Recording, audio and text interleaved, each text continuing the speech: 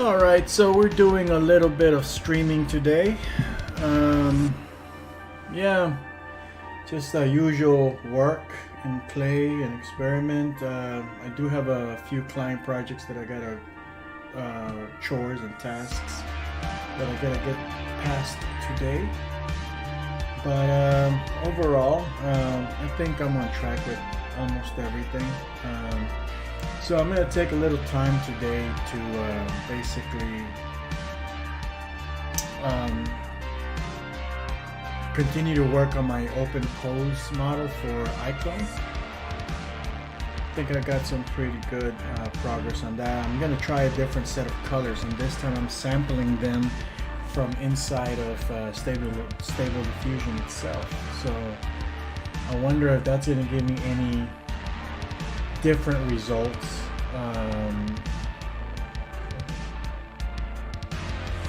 Let's see here.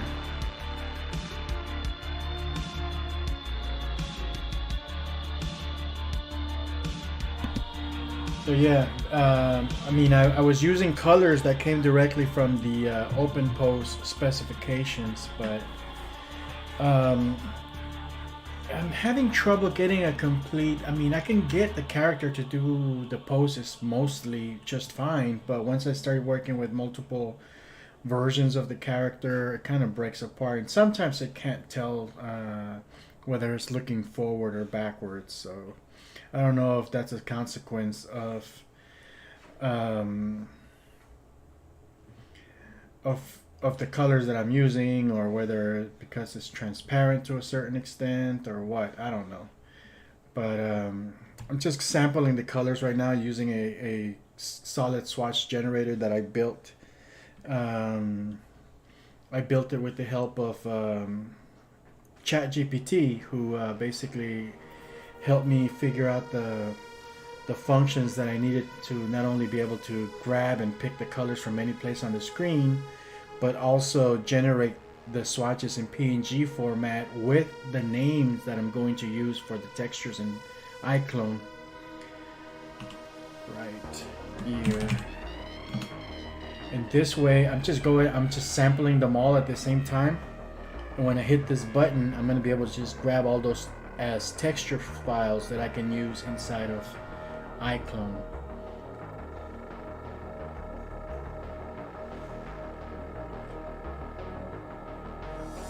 So let's see here. I'm going to call this the face. I don't know what to call this. What's that point called? I'm going to call it face.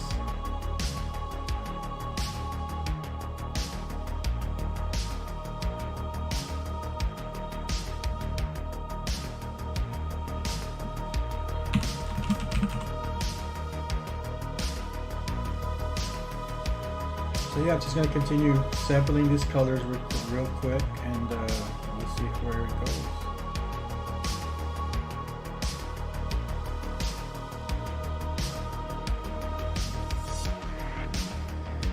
Right face.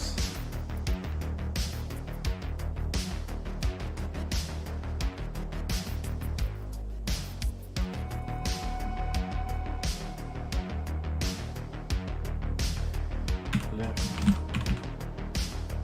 Collar. I'm gonna call it collar. Collar one. I'm just gonna call it collar. So it's the right collar.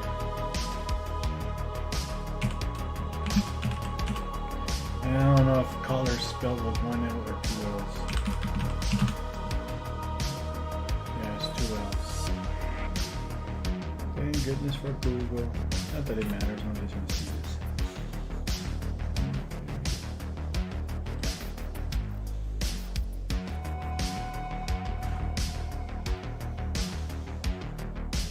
So this is the right shoulder.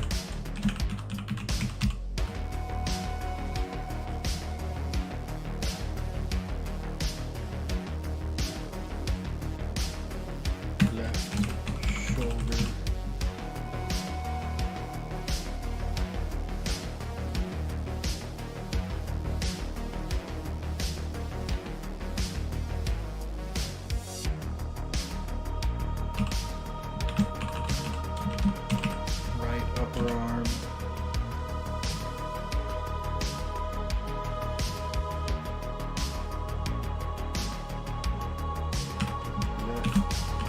upper arm.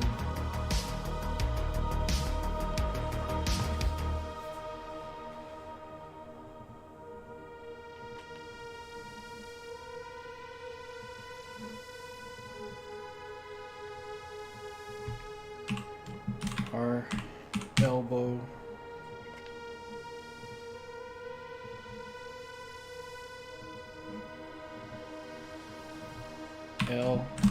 Elbow.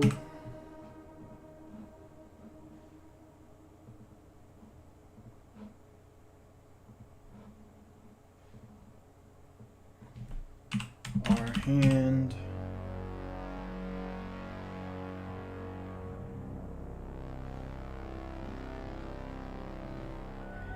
L hand.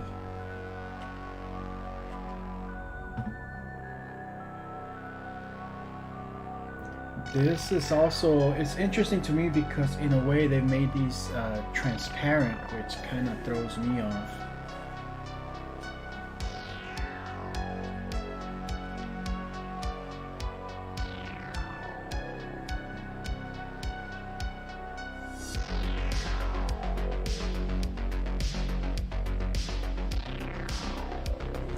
So our upper torso.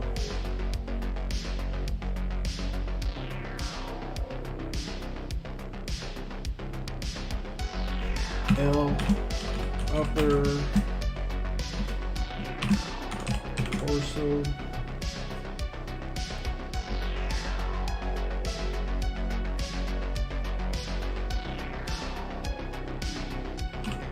right hip,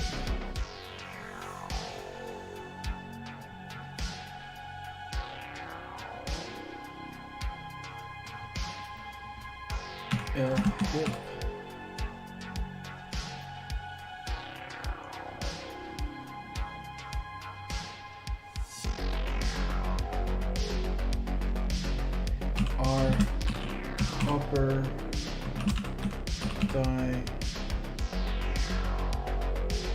Upper thigh, upper leg, or thigh, just say thigh.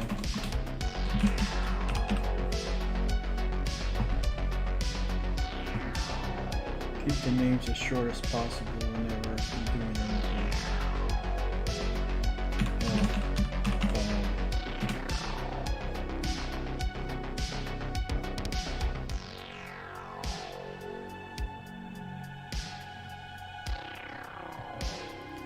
Our knee,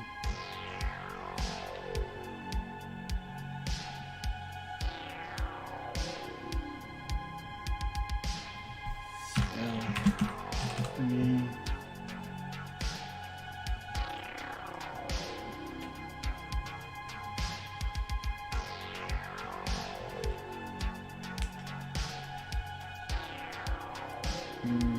R, lower leg or shin.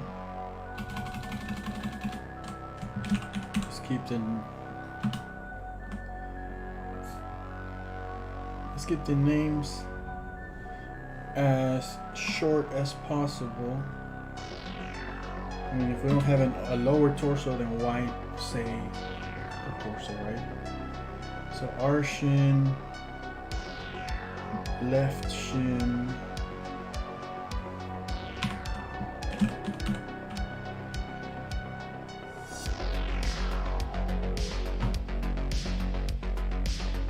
our foot, and hopefully this works and I don't have to start over. It's gonna suck if maybe I should put a little save button on this little app so that it can save my progress just in case I'm fucking up somewhere.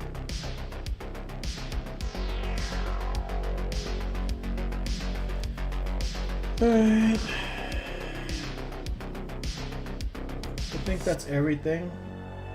We got 1, 2, 3, 4, 5, 6, 7, 8, 9, 10, 11, 12, 13, 14, 15, 16, 17, 18, 19, 20, 21, 22, 23, 24, 25, 26, 27.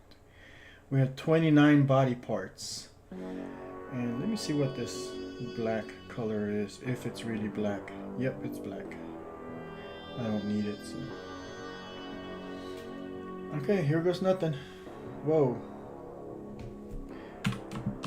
Make sure I give it its proper name so I know where the texture goes, because I'm gonna be downloading this as a collection.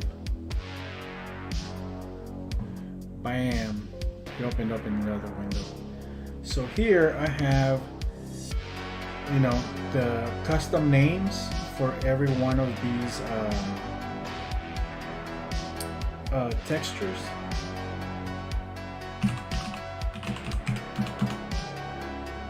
And not only do they have the custom name for the texture that is where it's gonna go, that's how I'm gonna keep everything nice and efficient for myself. But it also has the actual base number in case I need to recreate it manually at some point.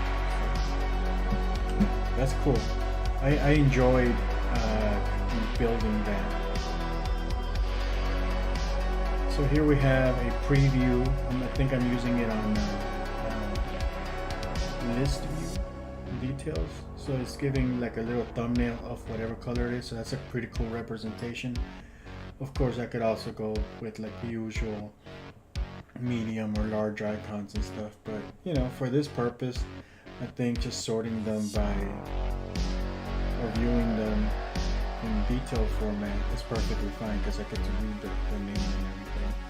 And these textures are, I think they're like 100 by 100 pixels wide, something like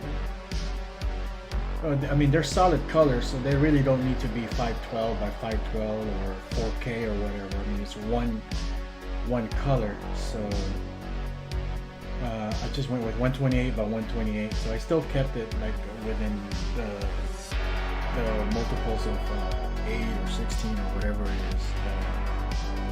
Type of aspect ratios. So, I mean, type of, yeah, I guess I would call it the dimensions, computery dimensions.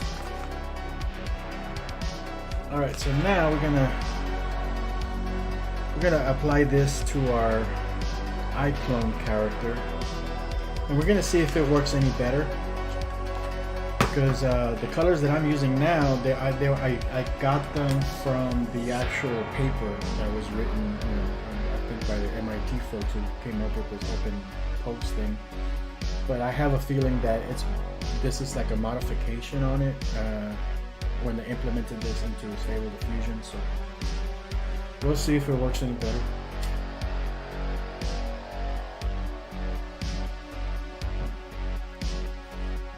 The idea at some point is that I'll be able to use this method for doing more advanced things like character posing. I don't know if it'll work well for animation stuff because animation usually works better with a video, but technically you can export videos of this.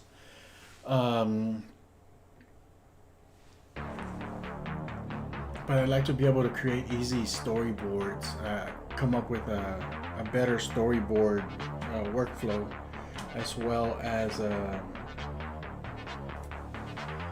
what do you call it? I don't know what I'm talking about. Give me a second. I'll be right back.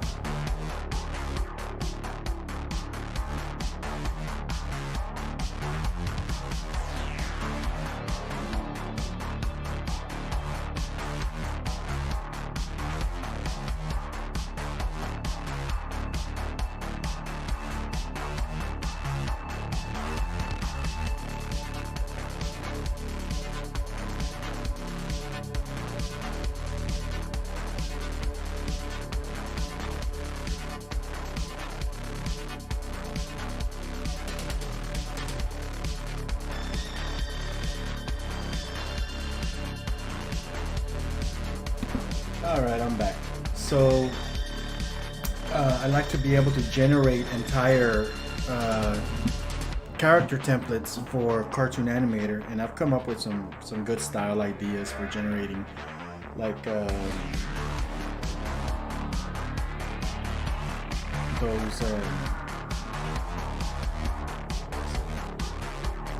InfoVision or infographic type of styles. So those should be pretty easy to churn out. and maybe make a little program that'll just piece them together like super fast by just clicking some facial shapes and stuff. That should be a nice little app, I think.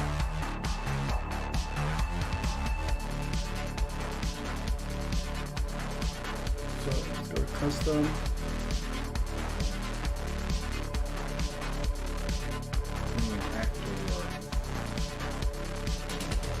I'm gonna see if I'm able to just retexture this guy from here without having to go through.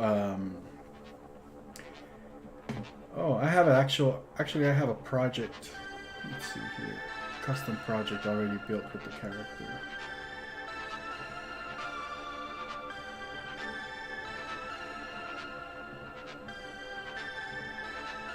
This one's already formatted to allow me to export it quickly, so we'll see. Let's see if we're able to modify the textures on this guy.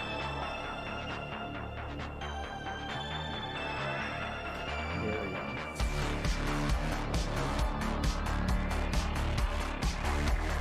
The problem is I can't tell what is what, so that kind of sucks. Fuck. They don't have names. I can rename them if I can figure out what's what at this point.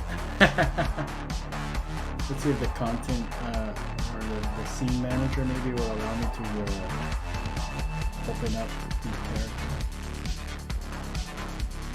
And this thing doesn't allow me to send it to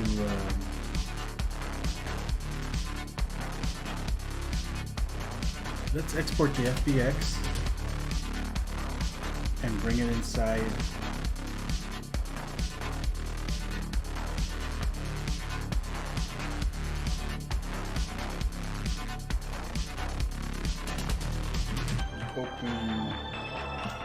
open poser. We'll bring it inside of 3D Exchange. Maybe we can rename those body parts in there.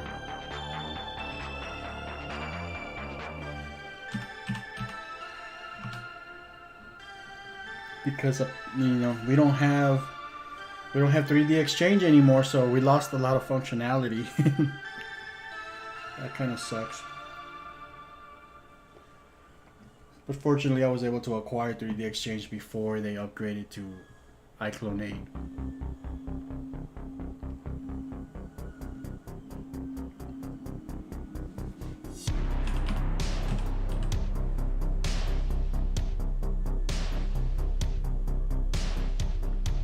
Will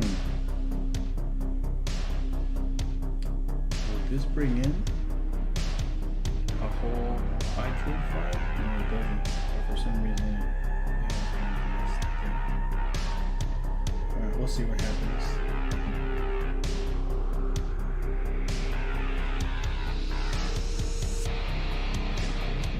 I'm not able to see the selections, so that kind of sucks. I may have to re-rig this.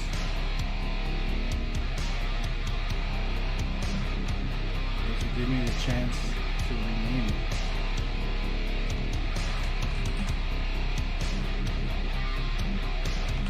I can't rename it. God damn it.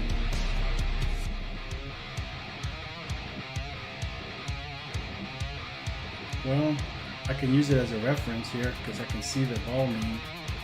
So this is ball 27.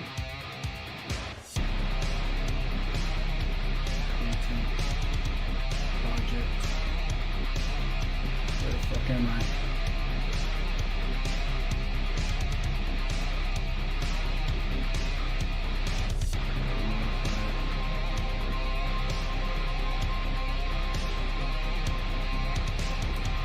Let me see ball 27 on the list.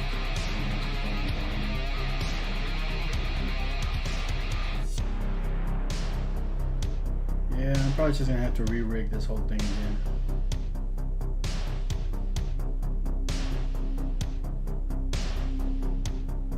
Ball 001 is that black one. Let's see if that matches with.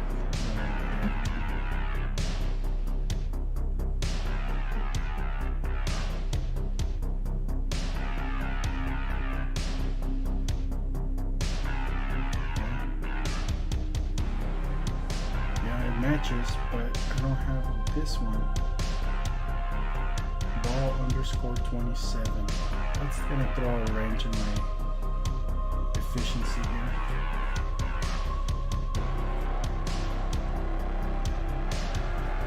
I'm gonna try to power through it. And hopefully I won't have to do this again. I wonder if there's a way to just break it apart.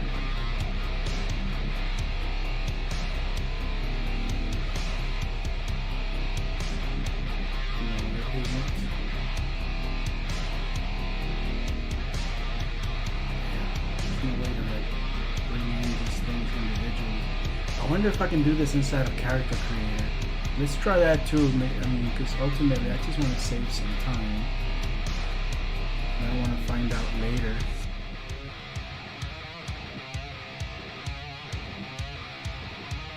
That I could have done this easier.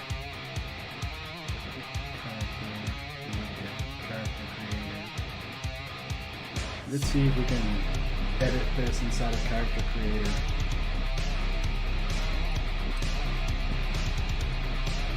Because as far as rigging goes, I think I did a pretty good job at rigging it.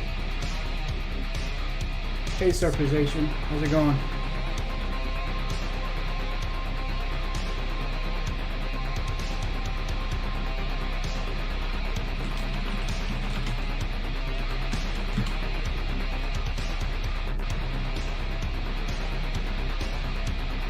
Let's see.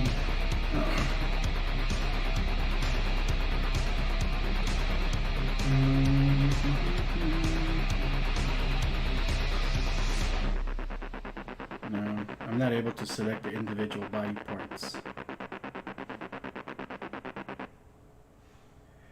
Alright, so that answers my question. I'm just gonna have to redo this from scratch. Fucking sucks.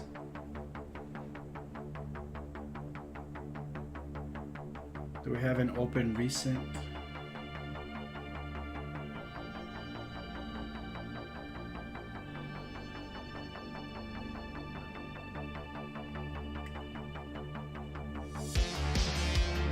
I think so. I just have to re-rig this guy here.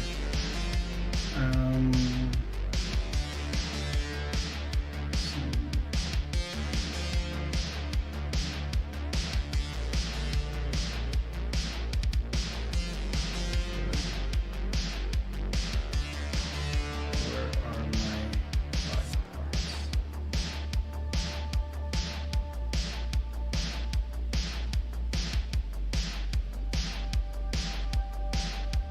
This is a pain in the ass.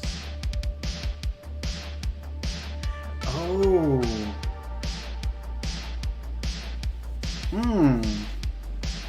Let me try something else. Let's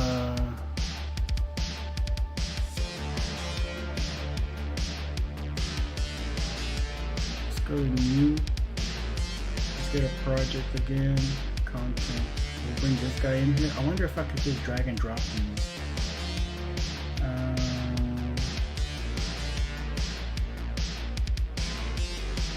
Where's the nose?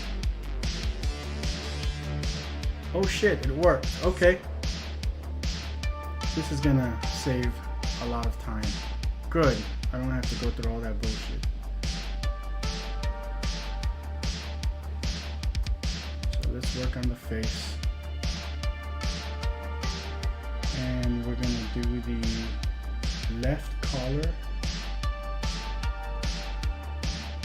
And we do the left ear. The left elbow.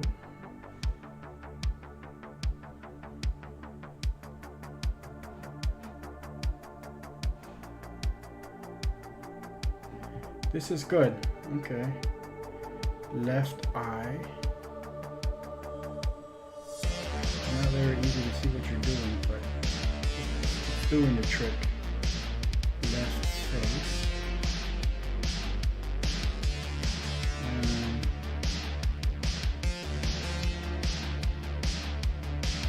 Left foot. Left hand.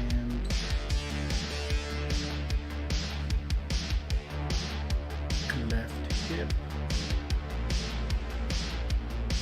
left knee, left shin, left shoulder, left thigh, left torso, upper arm, left upper arm. Okay, I already did the nose. So now we'll go to the right collar.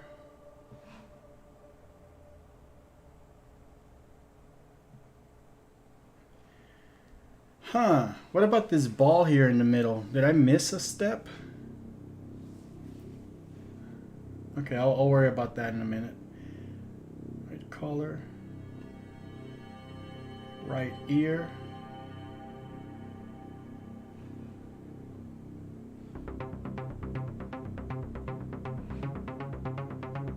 Right elbow. Right eye.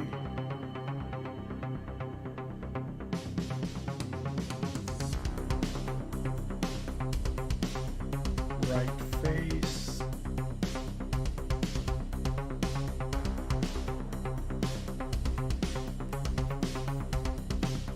I wish I could go and rename those textures inside of the thing, but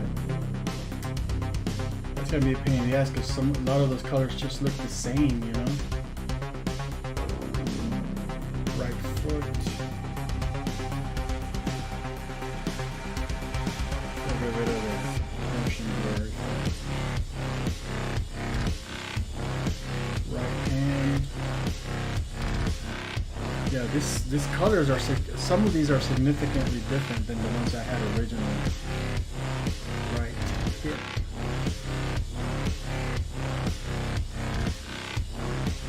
Right knee. Right shin. Right shoulder.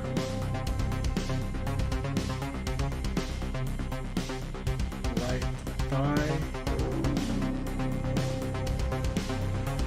Right torso. Didn't I already do this? Right upper arm. So that dot in the middle, I mean, that's kind of weird. Let's see here.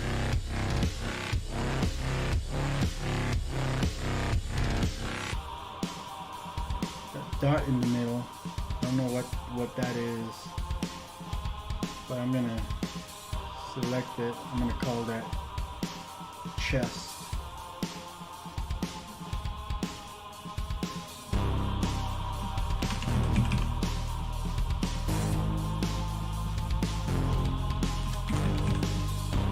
Gonna re-download all this.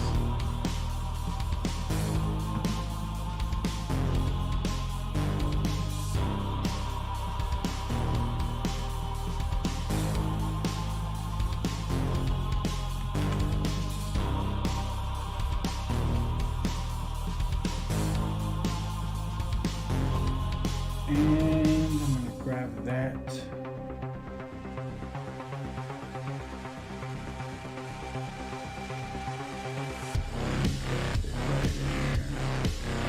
Now my character is using the same colors that the Open Pose Editor character is using. It's the same one it always is, brother. ToonTitan.com/zoom.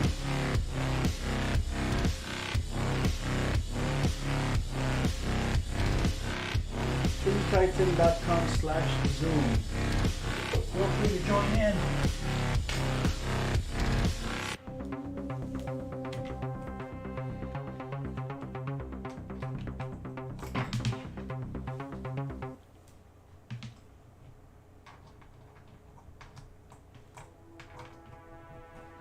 If I can find my damn headphones.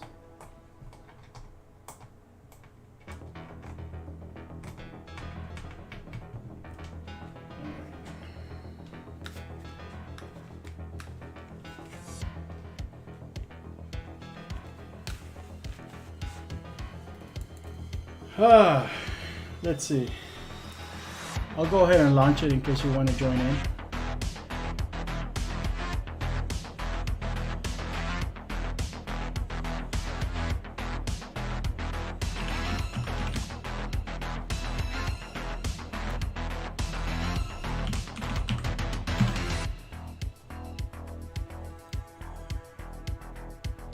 Let's see here.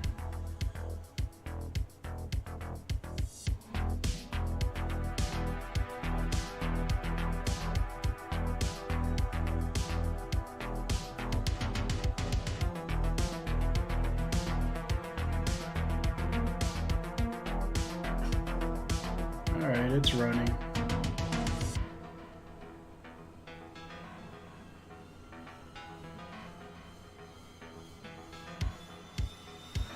All right, it's running. Yeah, toontitan.com/username. Feel free to join in, and if I see you in the lobby, I'll just let you in.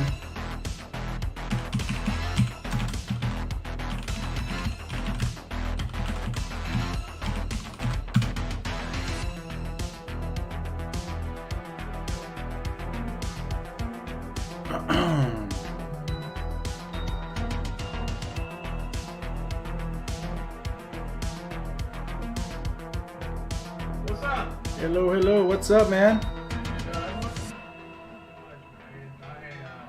cranked up my mocap suit today. Oh, I was thinking about doing that today myself. Let's see. I'm trying. Let me set up my speakers here, because last time I had this. Yeah, All right. Yeah, I just did that, so I'm good now. Yeah, the first time we did this, I didn't realize till after the whole thing was over. I think we went like freaking, I don't know, 6-7 hours. I don't remember, but but then I was looking at pieces of that video. I'm like, holy shit, this is crazy echo, because you know the microphone was picking up the speakers. I'm like, okay, I'm never doing that again.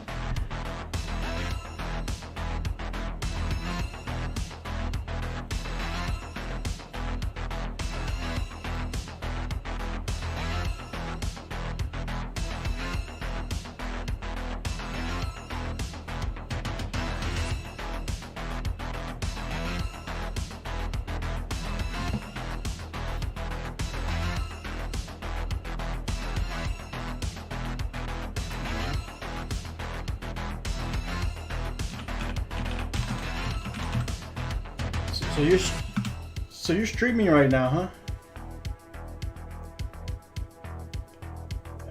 all right. Oh, welcome. Anytime, man. Come on in. We need to get more people here so we can have like a nice little.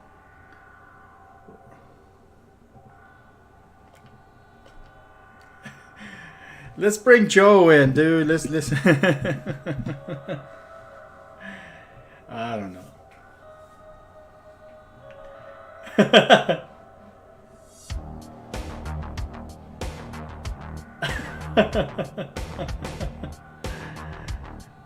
great.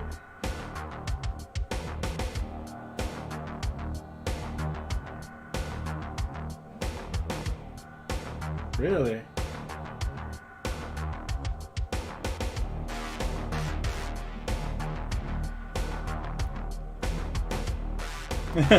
Sure, man, why not? It's part of my daily reality show, you know.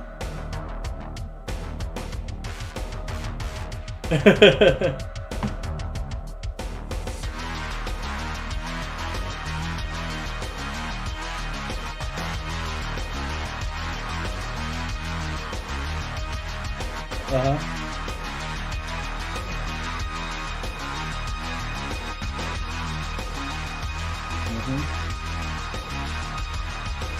Oh, wow. Okay.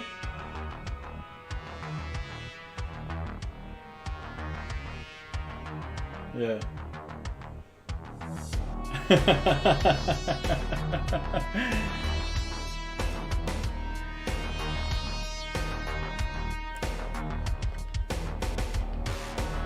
Yeah.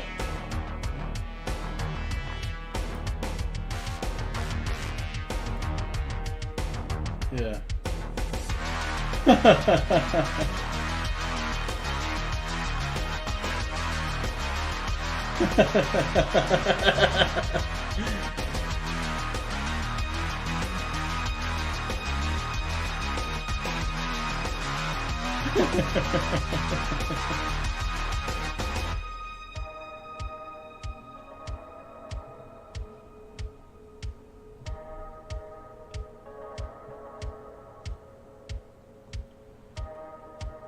Mm-hmm. Oh wow.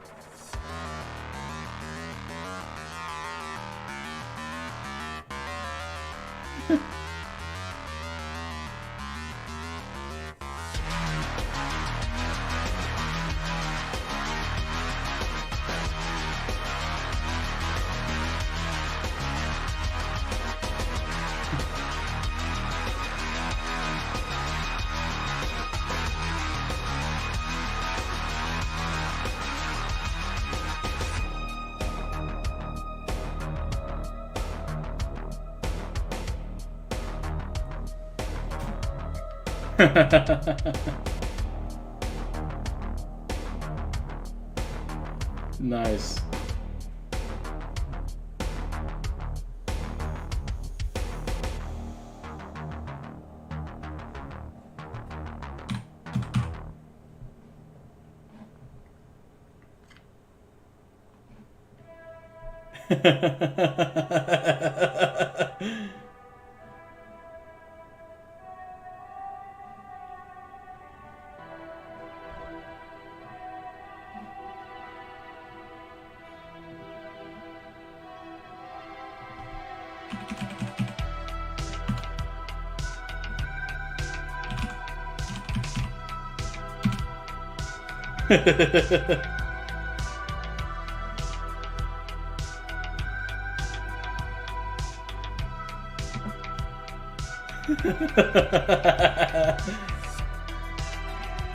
Lingerie.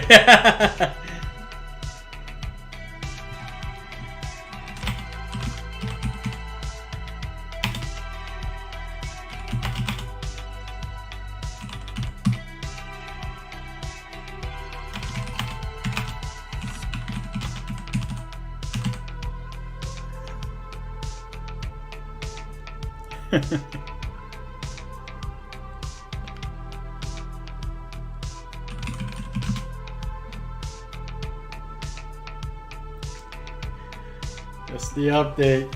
That's the one gun update. Female 11.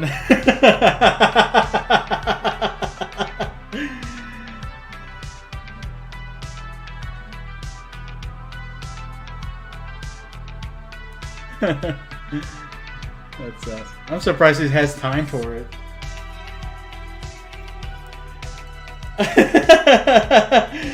With all the bullshit he gets caught up in, you know, I'm surprised he has time for anything. But good for him.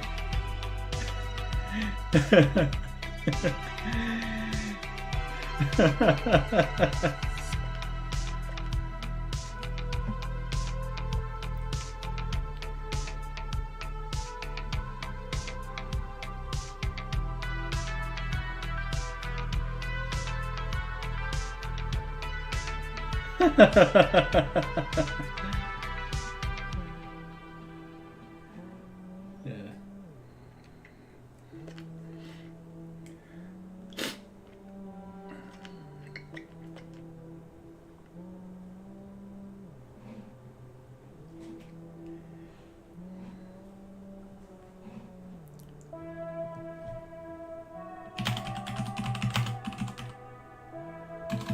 Uh-huh.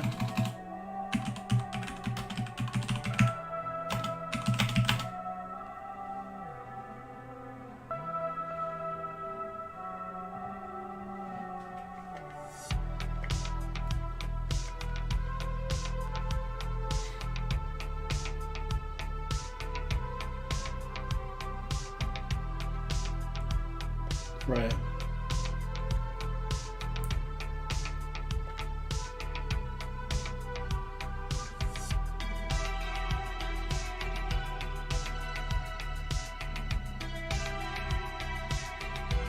Mm-hmm.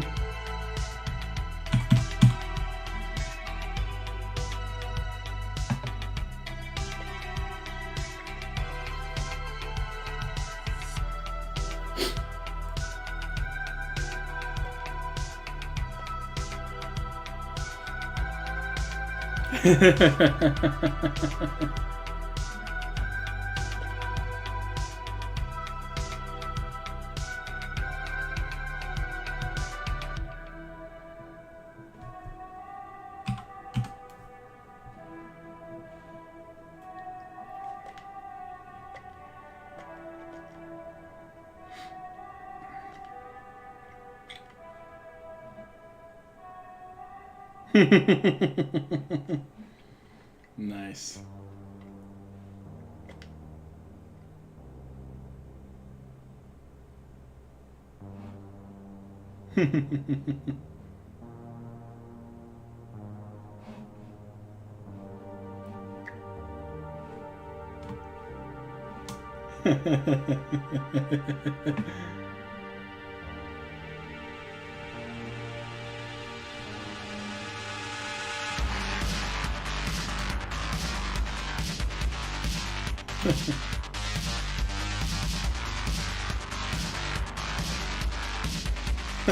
Oh, damn.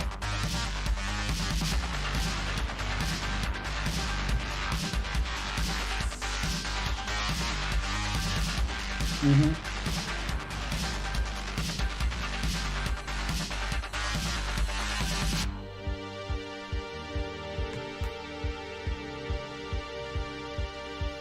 Right.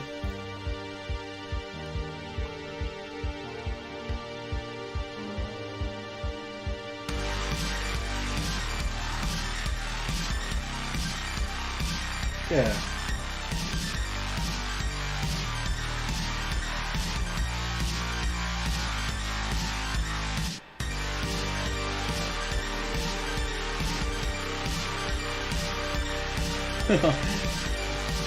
Of the essential parts.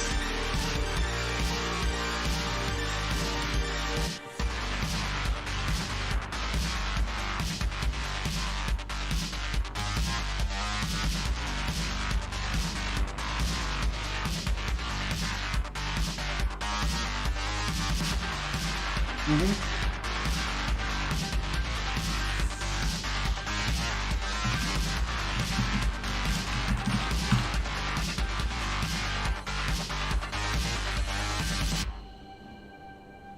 Mm-hmm.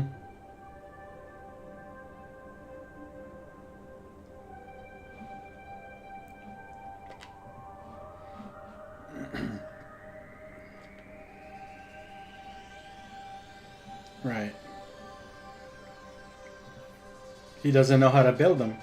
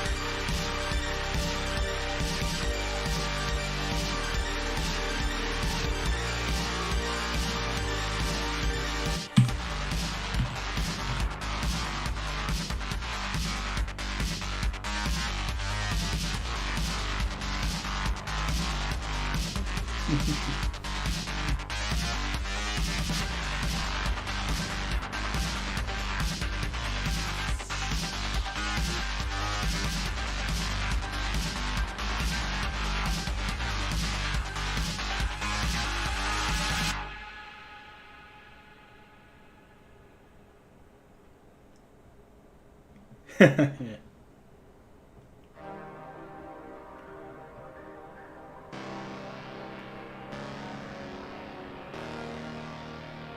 Yeah.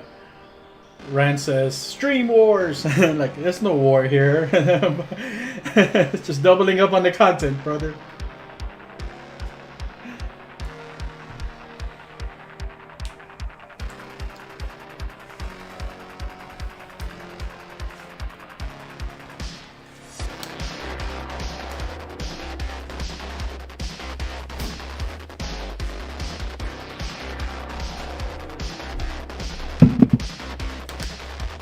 What was that? Yeah, BBA Check. I use it. It's a great tool, yeah.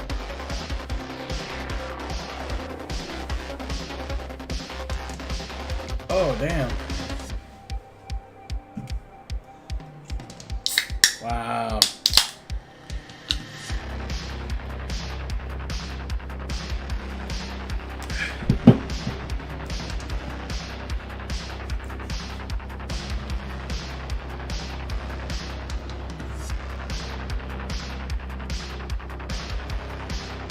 Oh. Wow.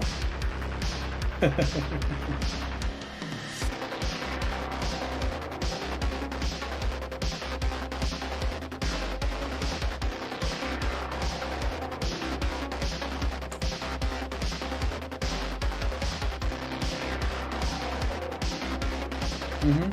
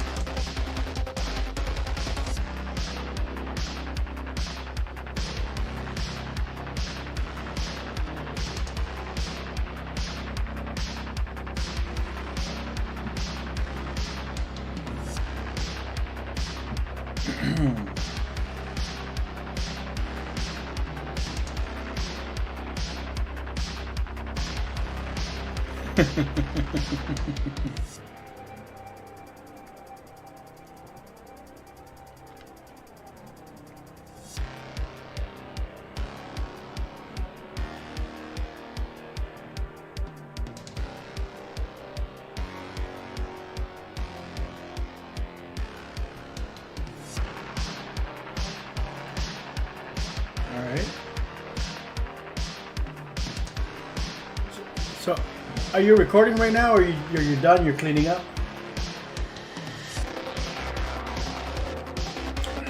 Nice. Yeah. Yeah. It's like, that's the one thing I figured out a while back. I was doing a motion for 3D Sphinx for her film. I was trying it out. You know, I'm like, hey, let me give it a shot. And I tried with the PN3 because her film had like some girl sitting against the rock or something talking. And I tried different techniques and stuff. And with the PN3, I mean, I can get pretty good motions as long as the character's standing up. But then it's like, just for the hell of it, I put on the old PN32 one. And you know, with the wires, and I hooked it up without. I didn't even do the wireless. I just hooked it up directly to the thing, and I sat down on the floor, and it took the motion exactly the way I was doing it. It actually you sit down on the floor, you lean against stuff, it gets it. The wireless one, not so much. It just, yeah.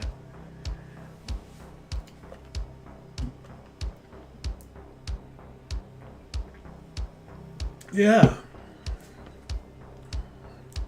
Yeah. It's just a little bit of a pain in the ass having to put it on and getting the wires snagged around and everything.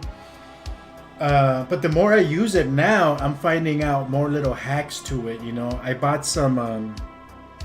I bought it for my wireless one. These things that diabetics use for their fingers. They're called finger cuffs. It's basically just like the finger part of the gloves, and you put it on your fingers. So for the wireless one, I put those on my fingers, and I just stuff the little wireless thing in there instead of using the gloves. It gives me more freedom. But now, I went ahead and got rid of the old original gloves, the little cotton ones that come in the kit, and I attached the wired ones to some $3 like leather type gloves that I got from Harbor Freight, and and it fits better for one because it's like a work glove, you know, it's made for work and stuff. So it fits better, but you still get the issue with the snags and the little Velcro things that kind of rub up against each other. But then I'm like, oh, let me see if I can put the little finger cuffs over the glove, and that holds it in place. And it actually does double the job because the little perception neurons, sometimes they pop because the finger ones are really soft. Sometimes they pop out. So those motherfuckers keep it in place, and the wires don't snag, and it's fucking beautiful, yeah. With the wired one, yeah. So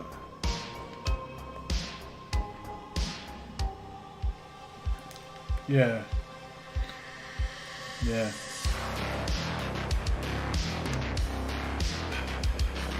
Yeah, no, it works. Well, if you did, it works. I mean, I've tested it over at my studio.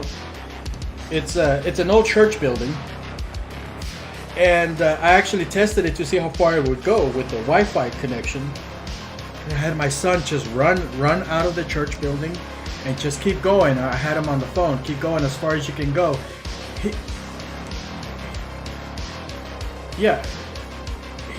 He was literally able to go down 2 blocks away from where I was at, and I was still able to capture him. Yeah.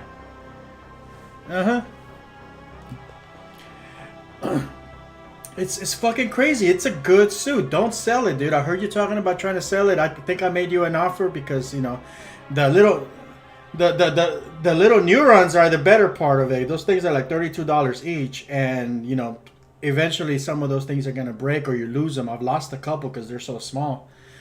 But those are like the most valuable part of the thing. I mean, don't sell it, dude. This thing is fucking awesome, and for most things, I do end up working with that one the more because it is more accurate. There's less cleanup that I have to do.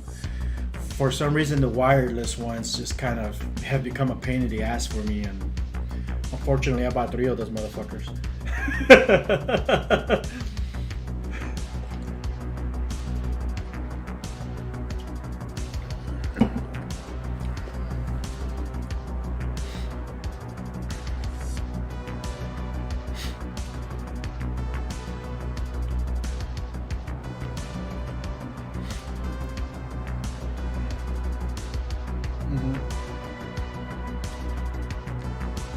Yeah.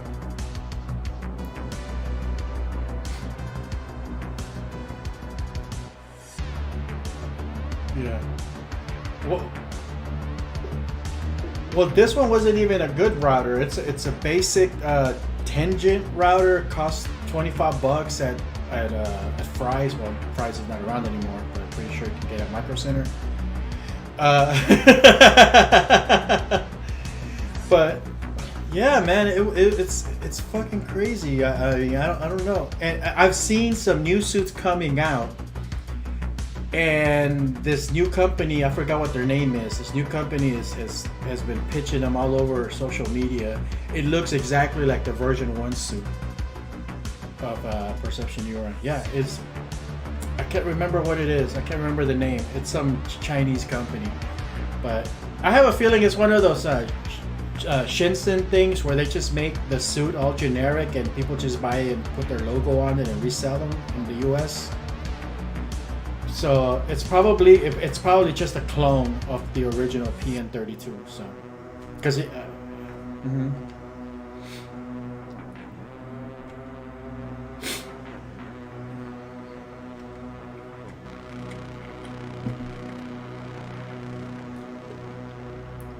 probably.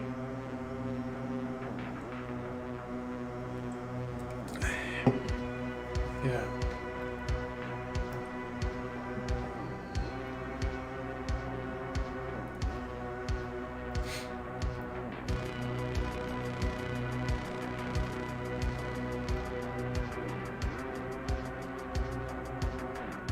Yeah. Oh yeah.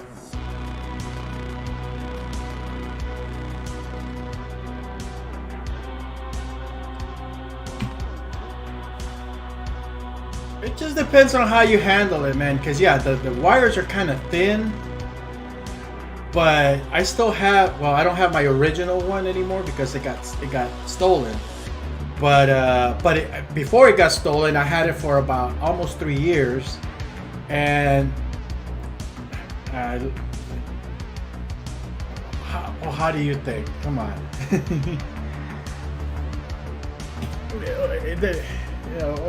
They gave you this handy little convenient package where you put everything in there, and all of a sudden that package disappears. Yeah. So what was I saying? I had a snag on it once where like the left arm broke. It had already been almost 3 years. They still replaced it for me for free. It was really good. I mean, I think the warranty is supposed to be 1 year, but I mean, he no questions asked. He just gave me a new cord. And then of course I got the ones from the contest, and I still have those, and they work perfectly fine. Another thing I discovered is because I did have one that I had another issue where one of the arms kind of fucked up. And same thing, but I mean, I put them. You know, you've seen some of the shit that I do. I mean, I get people in boxing rings and make them do flips and stuff like that. So, I guess there's a reason why that thing it got snagged. Let me see.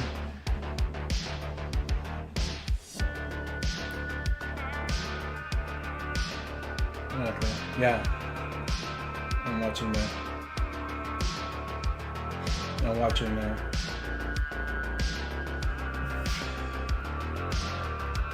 Yeah. So yeah.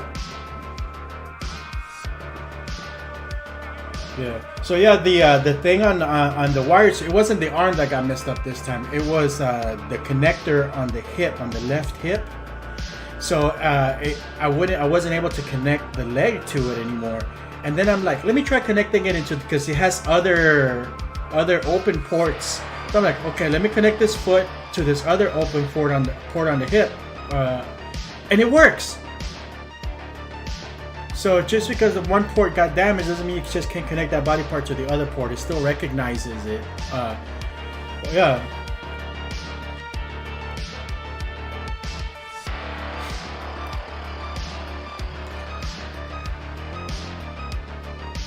I'll try the little. Yeah. Oh man. Wow.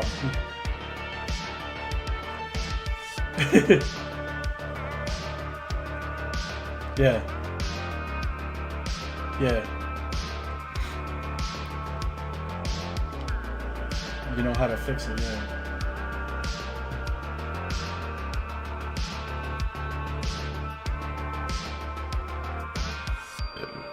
Excuse me. Right.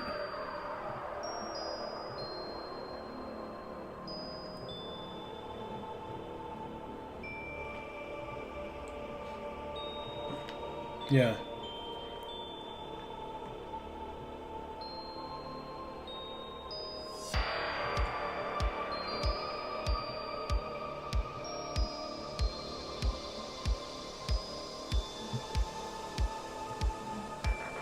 Oh, nice. Nice.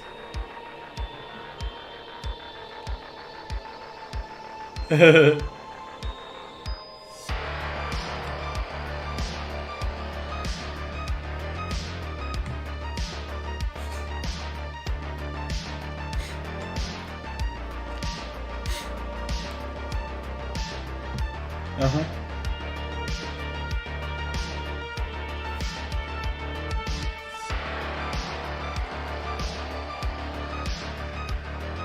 Wow.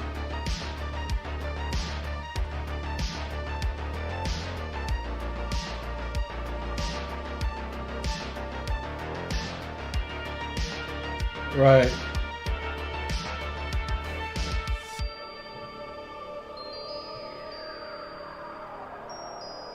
Yeah.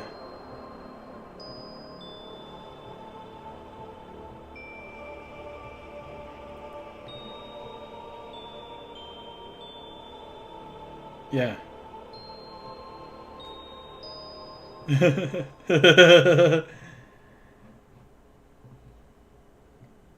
Yeah. Well, I hadn't learned how to use my shit yet that well. I think I've gotten a lot better over the years, and unfortunately, they kind of moved away from that original suit. But I've been comparing them, man, and I still I love that version 1 suit more than anything recent that they've done. I mean, I haven't checked out their pro version shit yet, but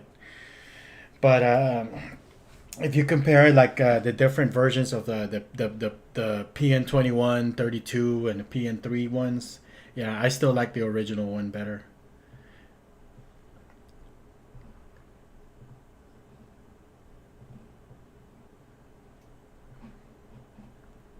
Uh huh. You probably do, yeah.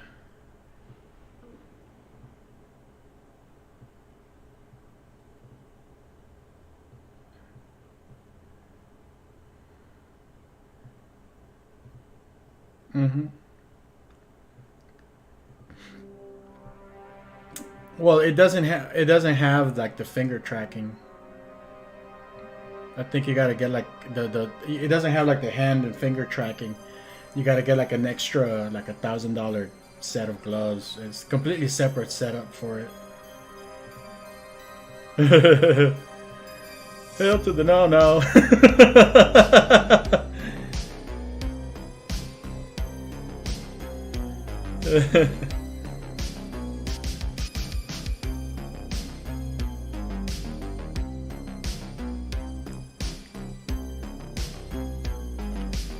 Yeah.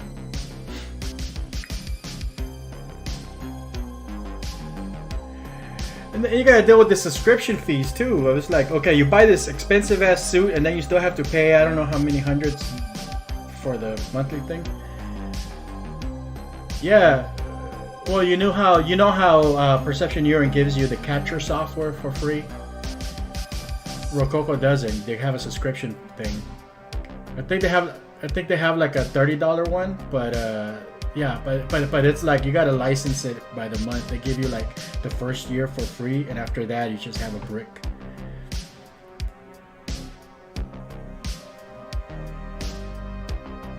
Basically.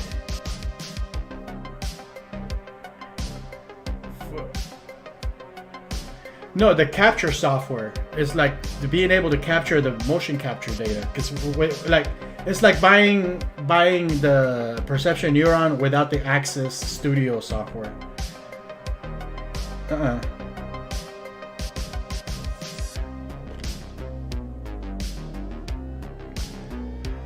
Well, you own the suit. You just don't own the software. They'll sell you the coffee, but you gotta buy the cup.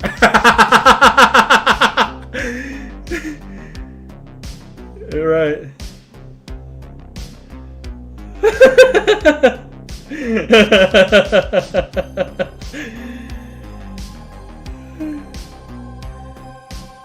Yeah.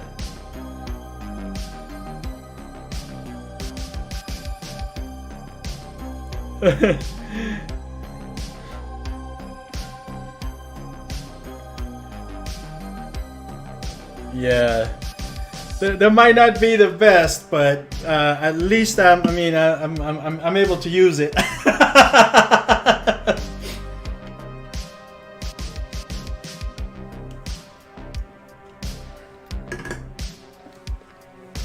Yeah. Yeah. Do you also have the subscription?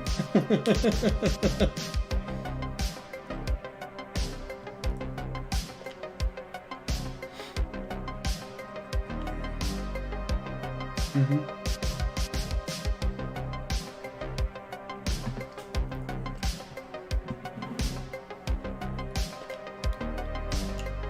Yeah.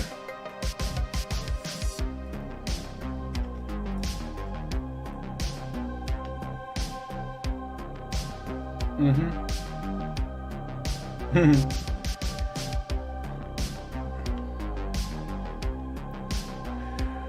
Well, the other thing that I've heard, and this might be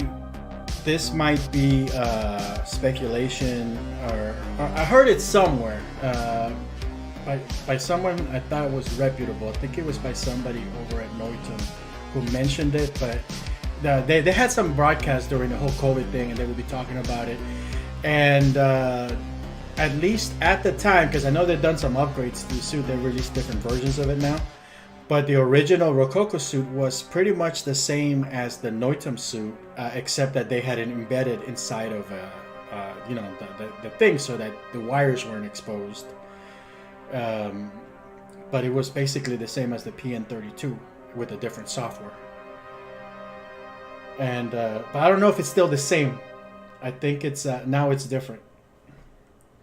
But it would be good to confirm that. Get Ben to open it up and let us take a look at the wires and the.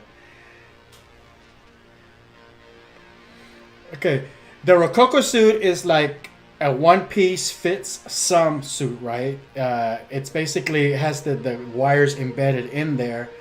The actual wires, at least 5, maybe 6 years ago when I heard this, at that time, those wires were pretty much a clone of the Noitum suit, of the Perception Neuron.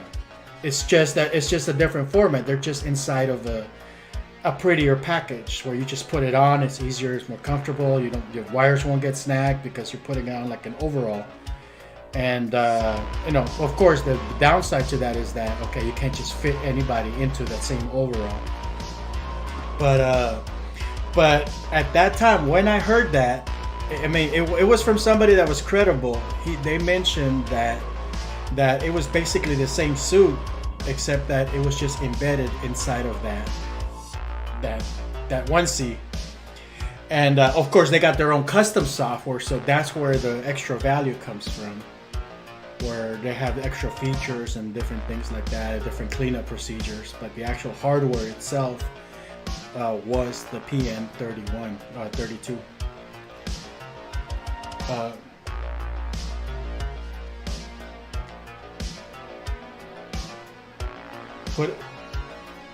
Yeah.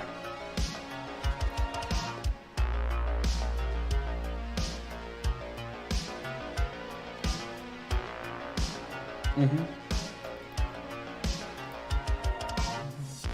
The hardware was basically the same, and I don't know if it was licensed from Noitum or if it was cloned like Shenzhen. You can go to the Shenzhen market and just say, hey, I need an iPhone. I'm gonna put my name on it, and it's gonna be the orange phone, the lemon phone. And they'll give you a clone of the same thing, because they're probably the same ones who made it for the other company. But I don't know if it's still true though. I mean, I think it was true at the time. I mean, they might have grown as a company to the point where they might not have to do that anymore. I don't know.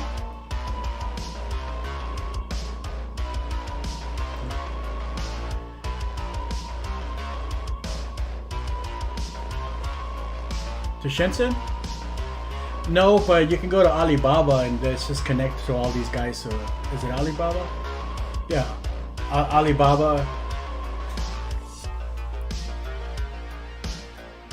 Because I have these little shutters, right? That cost like $2 on Amazon, and I got 2 of those for free because I bought a cell phone thing that goes on around your neck, and people have been using those just to do like FaceTime and all that bullshit with their family or whatever, friends. But it just hangs around your neck, and you put your phone in front of you. You could be eating and talking at the same time, whatever. Stupid device. But then Perception Neuron starts selling basically the same thing for like $100, $200, $300. I don't remember. It was a couple $100. And then I'm like, that's the same shit that's over on Amazon for $20. And the one on Amazon actually has the adapter for the cell phone, whereas the one that they will sell at Noitum it was for a different camera, and you had to put your own adapter for your cell phone on it. And so I was like, man, this thing works better. So I decided to buy me the little $20 one on Amazon to try it out for the facial motion capture.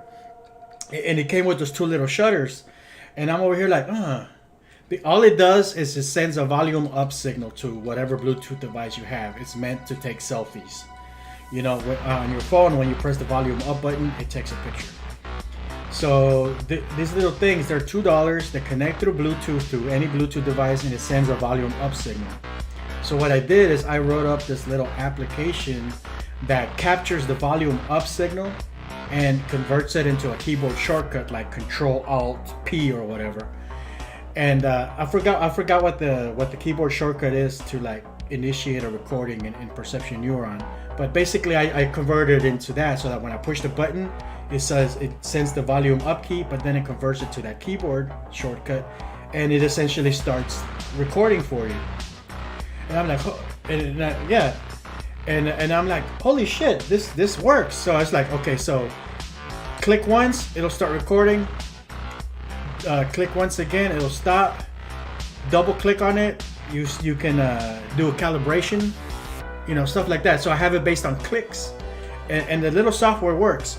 So I'm like, I might be able to fucking put this out on the market. I mean, the device, it's already out there, it's $2.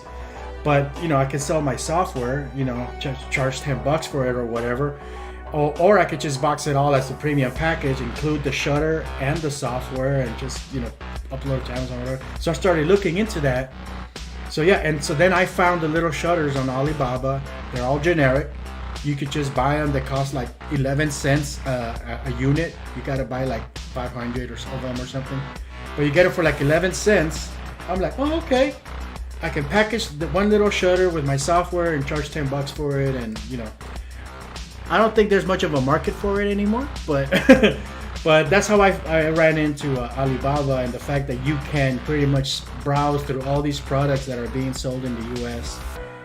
Like on a generic level. And they're just being sold on a generic level, and people are just slapping their labels on them and just passing them off as their own. Like, I know that's probably what Rococo did. You know, they probably just ordered 1,000 units of the Perception Neuron generic one, put their logo on it, and then once they got it, it's like, okay, we're gonna put it inside of the suits and repackage those. You know, I don't know. That's speculation, but at the time that I heard it, you know, it made sense to me.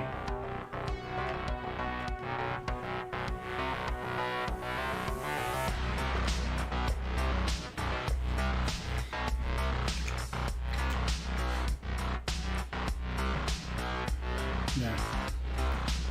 Well, China has very relaxed copyright laws too, so they're not subject to the U.S. patents and things like that. I mean, they don't care about that stuff.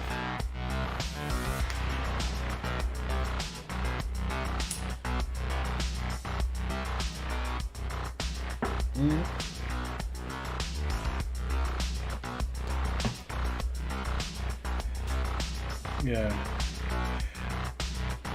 Yeah, I remember. I was building my own suit, dude. You can see videos.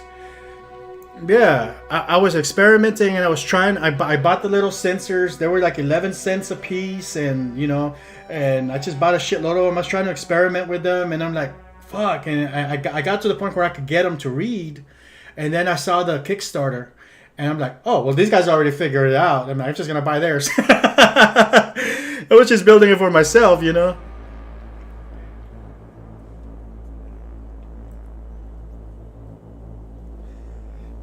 I don't know. I don't know. I don't know if there's much money in that.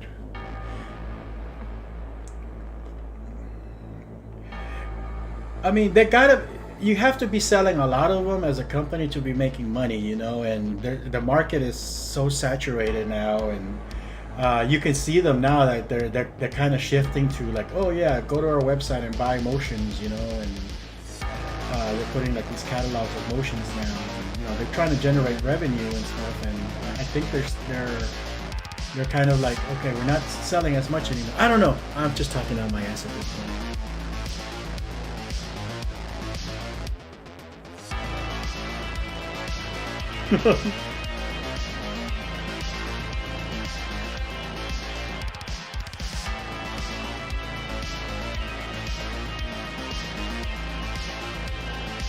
Yeah. Oh yeah.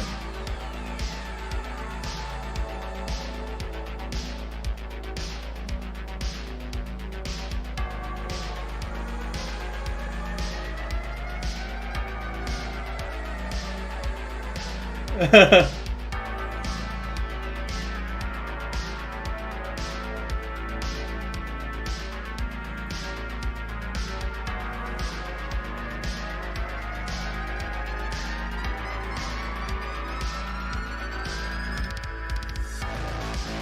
yeah?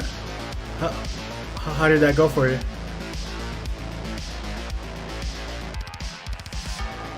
Hmm.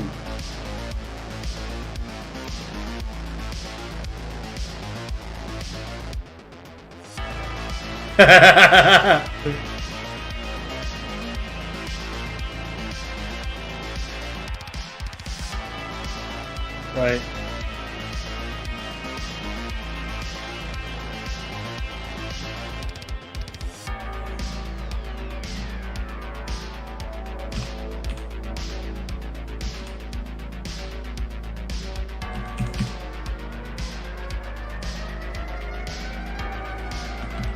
Nice. Nice.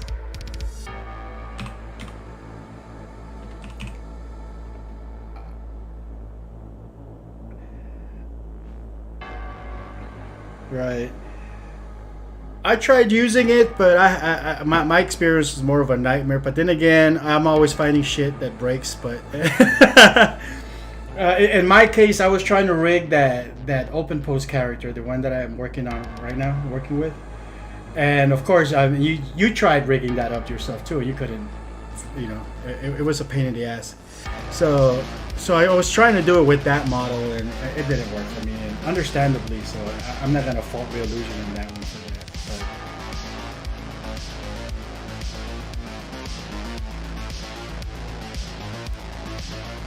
But,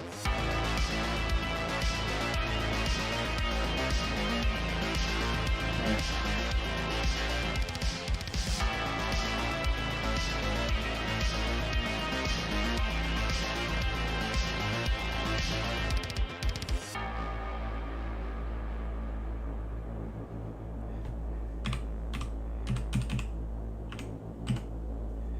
Yeah. Yeah. Right.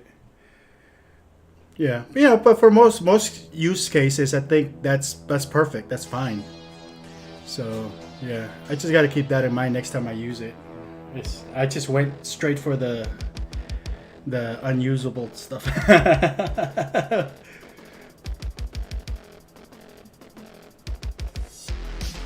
Yeah, do it. I'm watching.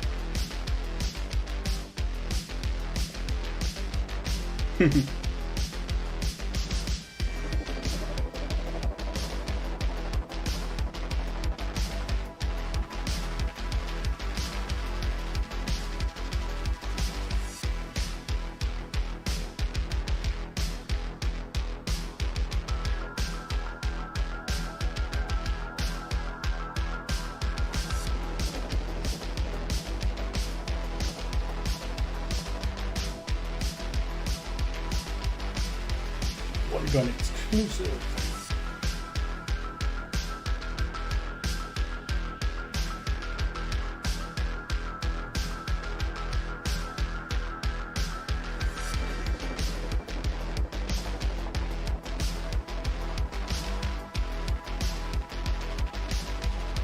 What?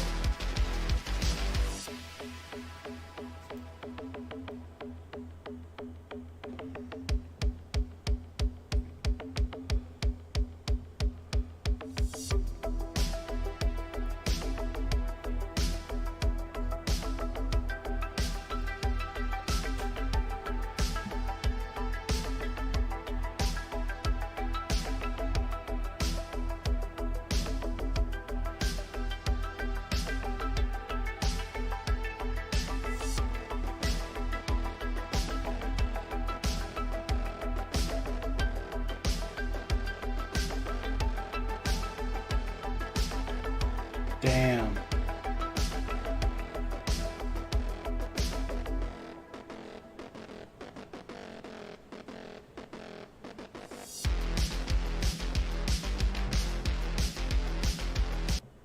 Right. I know what you were doing here, Nathan. I tried to reason with you. I tried to stop you. Damn. But what did you do? I love the background voices. Killed my family.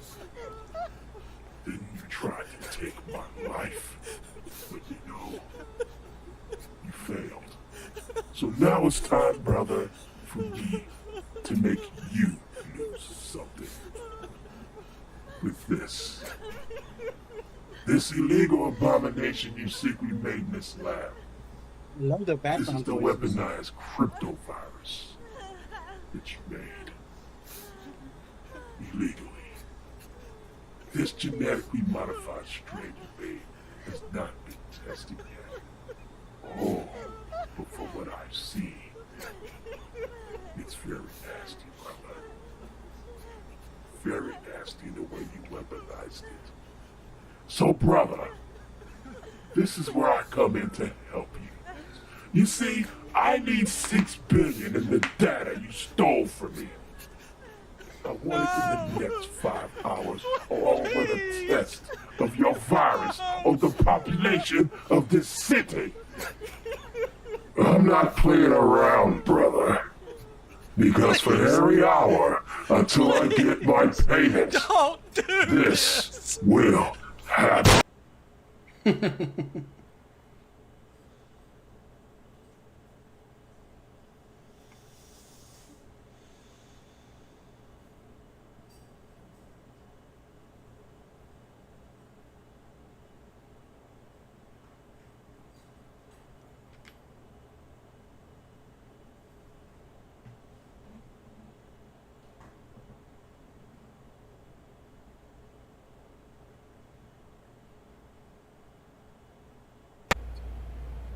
That's nice. Ibis, you there still there? I'm still there. I think I'm back. Oh, okay, I got kicked off the internet for a second. nice. Ibis, you there still there? I'm still there. That's nice. Oh, okay, I got kicked off the internet for a second. Ibis, you there still there? I'm still I there. think I'm back. Oh, okay, I got kicked off the internet for a second. nice. Ibis, you there still there? I'm still there. That's nice. Oh.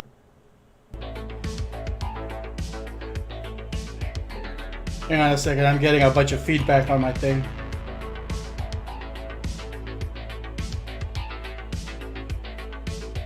Okay, can you hear me?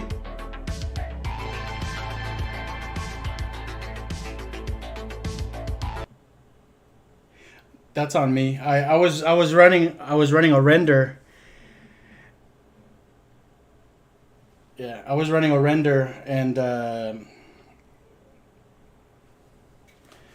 it overloaded my computer.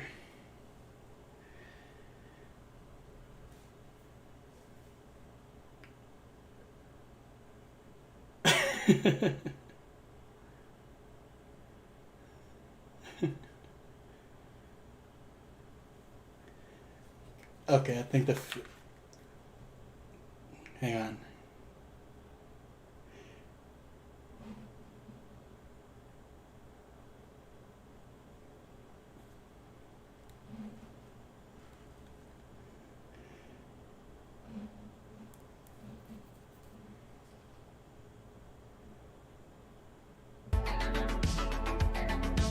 Okay, I think I'm back to normal.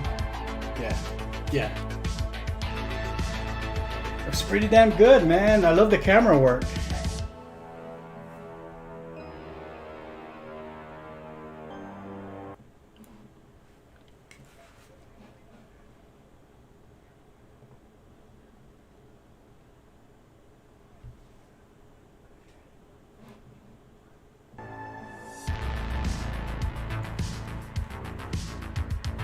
Yeah.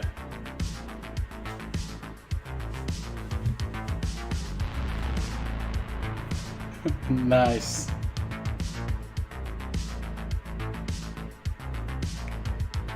Yeah, it was really good. It was good acting, and the camera work, the layout, all that stuff was really good. Very good.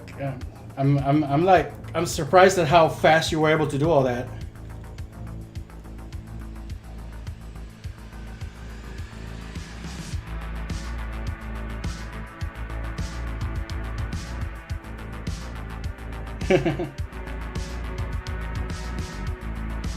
Yeah. Mm-hmm.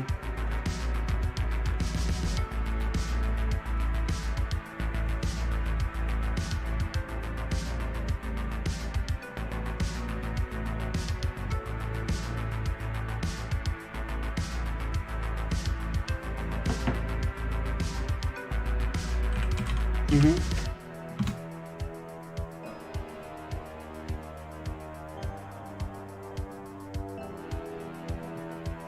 Nice.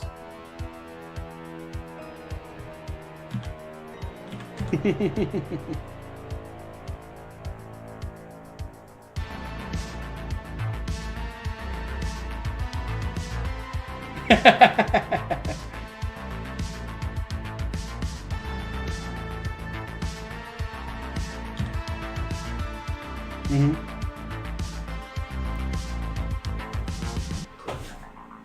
Wow.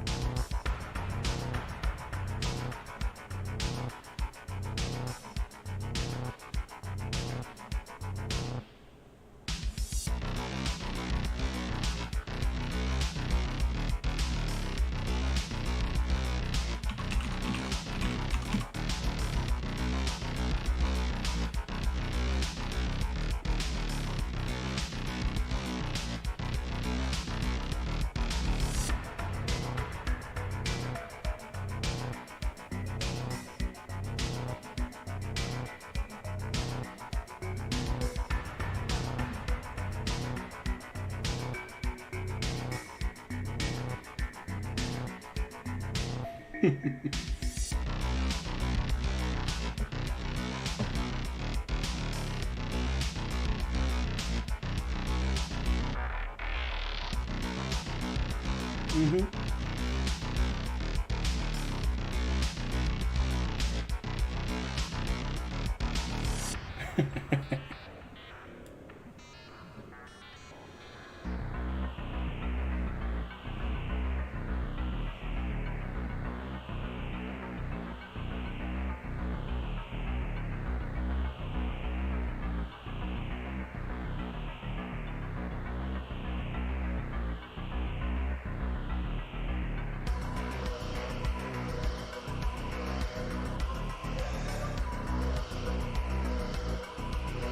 Mm-hmm.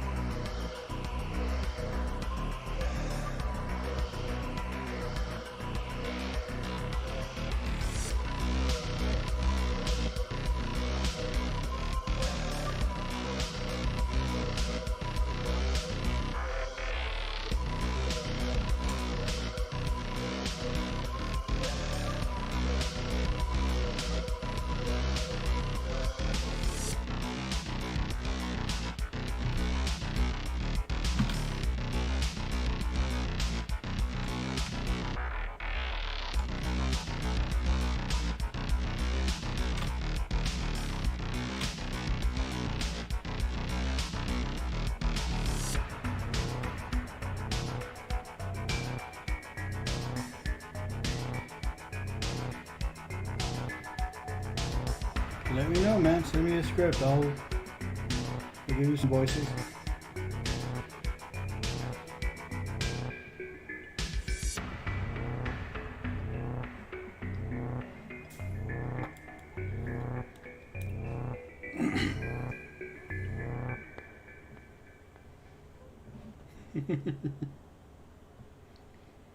That'll be fine.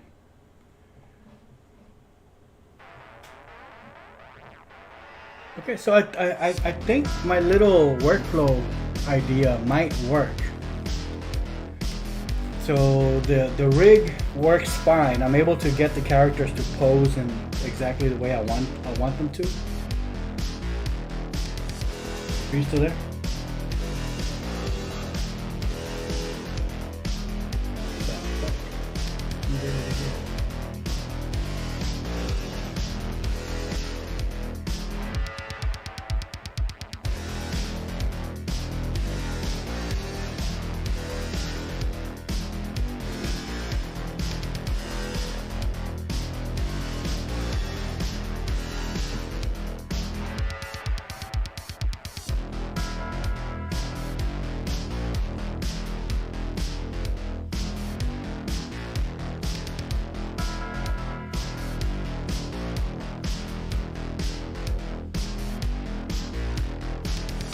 Guess we got disconnected.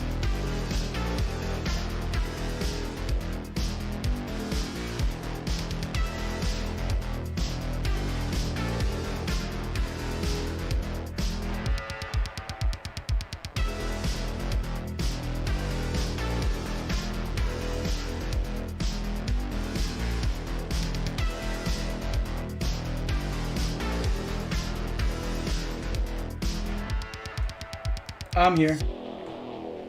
Hello? Okay. I think it's me.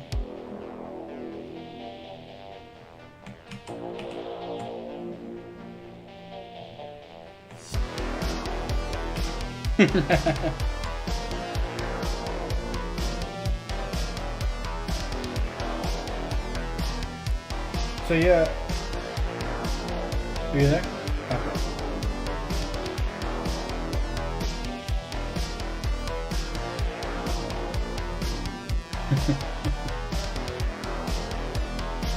So my little experiment, I think, is going to work out. I was able to generate the poses that I need for my characters inside of Stable Diffusion using that model that I made for iClone. And I've been having trouble, doing multiple characters at the same time. But I figure, well, if I render each character individually, and then the other one, because I have this extension for Stable Diffusion that'll automatically remove the background, and I could just composite them together in Photoshop, the two characters. So that's kind of what I'm doing now, just as a proof of concept, and it works. So I don't know if you're looking at my stream right now, but I have an image of. So I got like an image of these two boxers, for like in storyboard format. And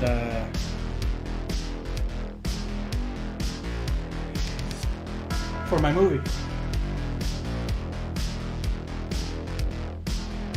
Yeah. It's the same movie. I mean, I'm gonna be working on that for at least another year, man. But I figure I could do if I can get the storyboards done, I could probably do the whole movie using storyboards as an animatic, and then I'll have all the shots laid out and everything, and it just gives it a good impression and stuff, and then I can show it to people and say, hey, this is what the movie I'm working on, and let's do a fundraiser. But I did a couple of things, man, that I think might work, and I'll probably be doing videos on that, like on the process. I went to ChatGPT. I put in like a scene of my film, and I told it, I'm working on a sequential art graphic novel. So I need you to take this scene and convert it into a number of panels that describe each panel. And then it goes, okay, I will be, and it goes, I'll be making this one across 7 panels, and then and based on my script, it describes what each panel should have. And that was pretty cool. And then I took it a step further. I told it what a prompt for Stable Diffusion should be, where it has to describe the scene, it has to describe the character, it has to describe what they're wearing, all that stuff. So it generated the prompt that I need to put inside of Stable Diffusion too. So that's gonna speed things up also. But now it's like with this model, let me show you real quick. I mean, it's actually going to be very easy for me to just kind of generate all these boards, because I have like, here I have, okay, so this is the project scene. So I figured if you do book, so I have a scene here of two boxers fighting, right? One is just kind of posing there, the other one's throwing a punch. So I find the framing that I want, for example, that one, and I'm gonna turn off one of the characters. I'm gonna turn that one off, and I'm gonna export this guy. Render. I'm just gonna call this 01. And then I'm gonna get a second image of the other one. Scene. And then we go to render. I call this guy 02. Alright, so now that that's done, I'll go to Stable Diffusion. Oh shit, I gotta run it again. Let's see. Localhost. So here I'll just write a basic prompt, you know, a boxer in a crowded arena. I'm gonna say sketch pencil drawing of a boxer in a crowded arena, and then I go to the control net where I'm gonna load up the first image, 01. I'm just gonna render it as is.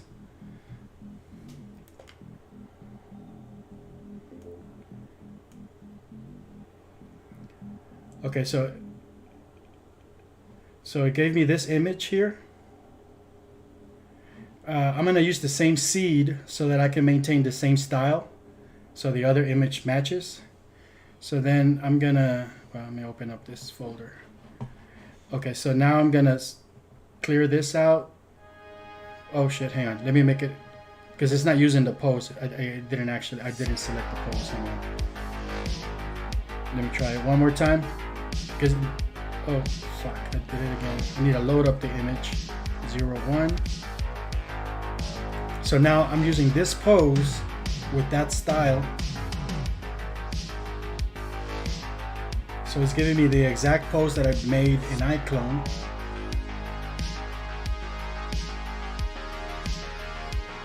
And now I'm gonna clear it, and I'm gonna bring in the second image. And I'm gonna render the second image.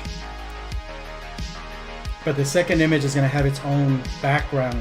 So this is where it could be a pain in the ass for other people, because you gotta remove that background to composite them together. But if you go here, send to extras, there's this extension that allows you to just remove the background.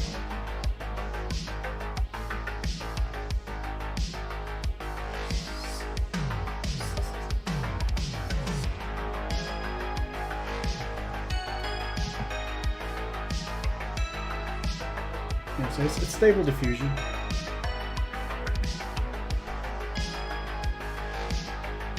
Oh man, you gotta get into it. Hey man. So now if I go to Photoshop, create a new project. I'm gonna go here.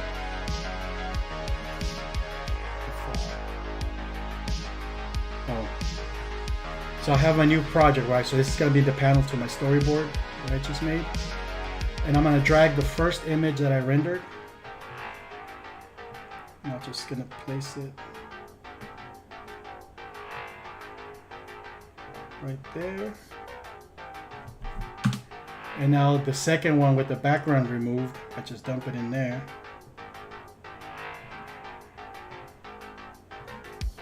And boom, storyboard.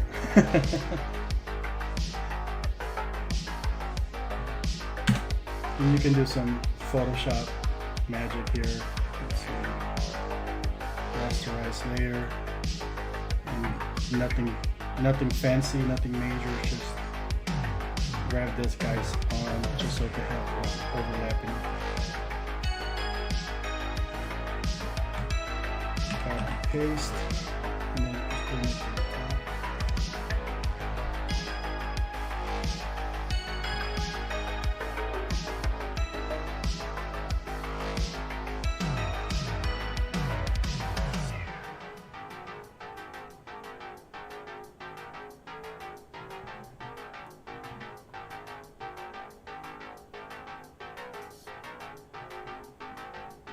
So there we go. We have a fully rendered storyboard panel with 2 characters doing exactly the same poses that I needed them to do for the purpose of telling a story. Yeah, it didn't really take that long, man. It would have taken me forever to actually draw that. And it's a storyboard too, so it doesn't have to be detailed or anything like that. Obviously,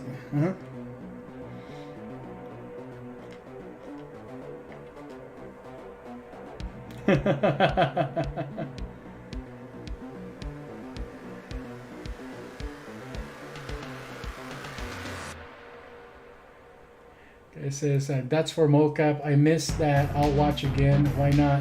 But you still don't get the emotions you want sometimes. I am Kickstarter. Okay. No, yeah. I mean, you get the poses that you want if you're using the model to actually pose the character. So you might have to roll the dice maybe 1 or twice sometimes, but you'll get it almost immediately. And the thing where you run into a hitch is when you're trying to do everything at once with the 2 characters. But since we now know that you can remove the background automatically inside of Stable Diffusion, you could just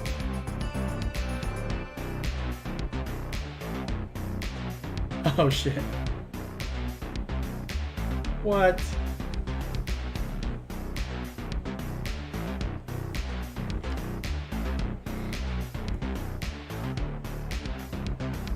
Wow.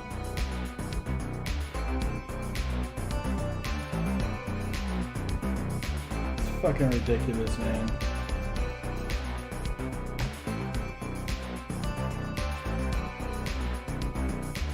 Wow.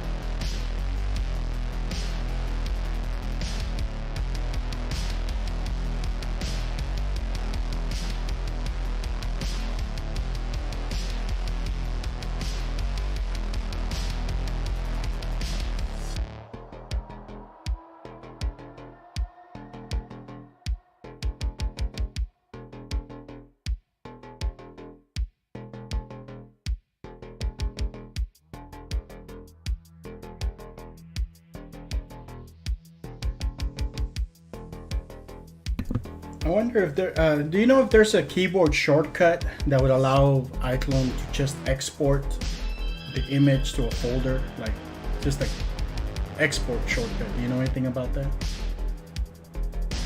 Yeah, like when you render, like when you hit the render button, it just opens the render panel, and then you still have to click the stupid button to render out. But if you already have your settings in place and you just want the image exported, I mean, there's got to be like a keyboard shortcut, right?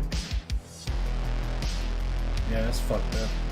I'm like, I could, if there was a keyboard shortcut, I could reprogram my little shutter, get on the mocap suit, pose, export, pose, export. That would be another quick way to doing that. Oh man, I gotta look into that Python plugin bullshit.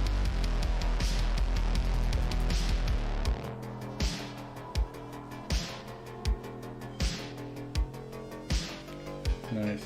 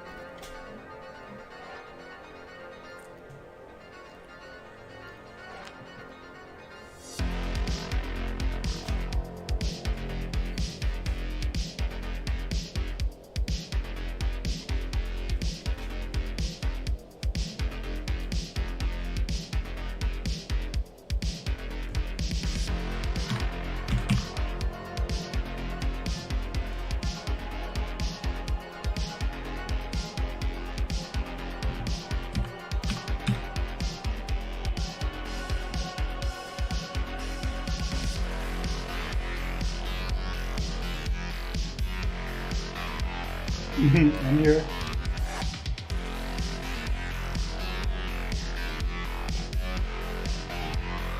Oh shit, this render came out badass.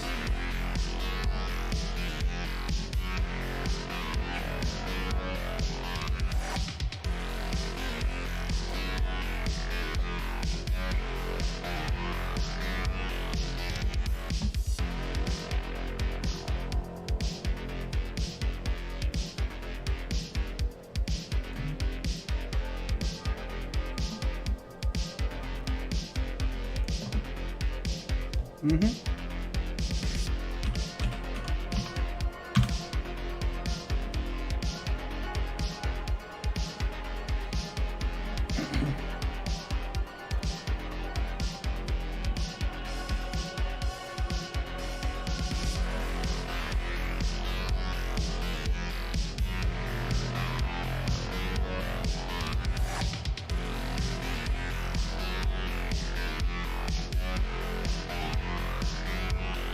Mm-hmm.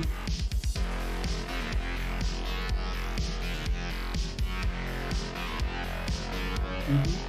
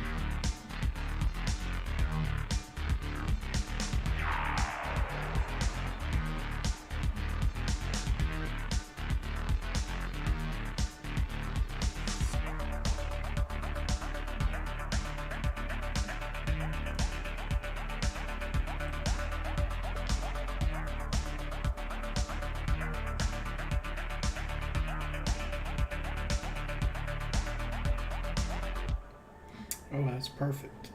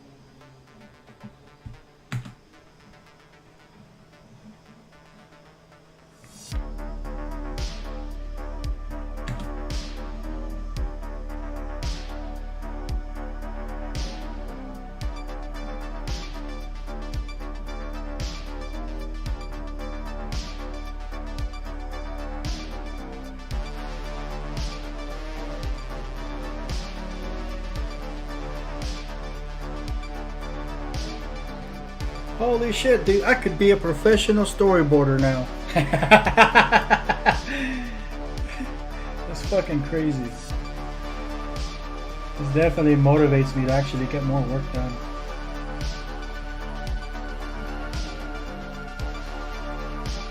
Wow.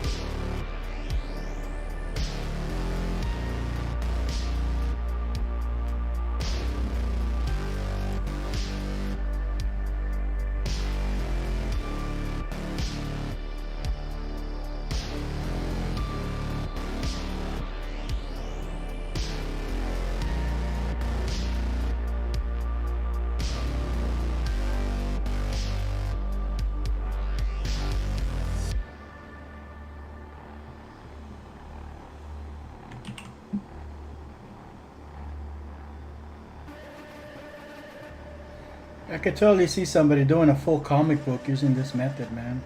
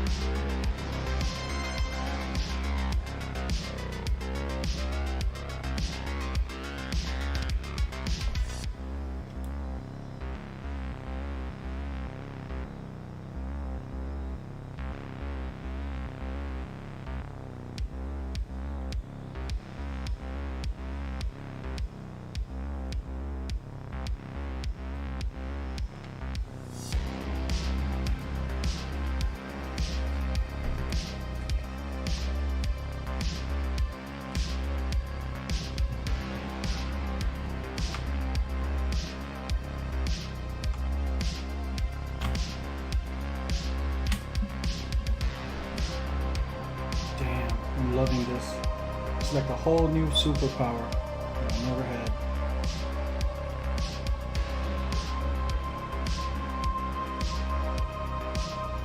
You know what? I think I'm gonna upload that stupid model to Reallusion before Joe does.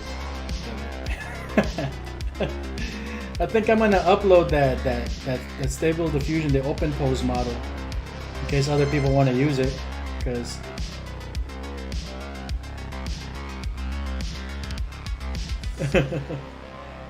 I'm pretty sure if he's watching this stream, he's probably gonna start working on something or a way of doing it. But you know what? I'd better just upload something first, because this is gonna be useful for a lot of people. Charge a couple of bucks for it. I don't know how to do that yet.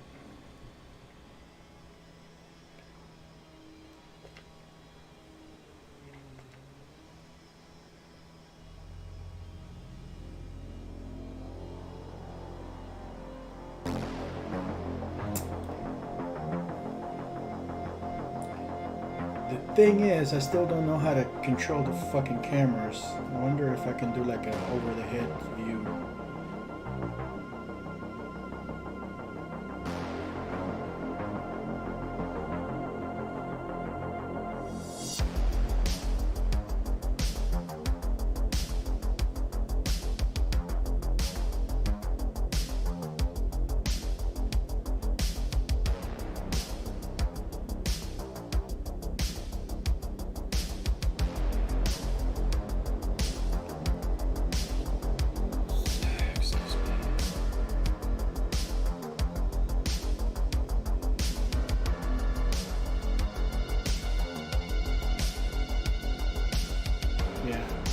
I'm gonna have to take some time and come up with a way, like a more streamlined way to just do the motions with the motion capture suit and capture the poses. That way I'm just posing, click, pose, click, because these are all static images that I gotta export, and yeah, I don't know, that's gonna take on a little bit more research, but it's gotta be a way to do it. Reallusion can't be that stupid that they didn't put a keyboard shortcut or something to streamline the exporting phase.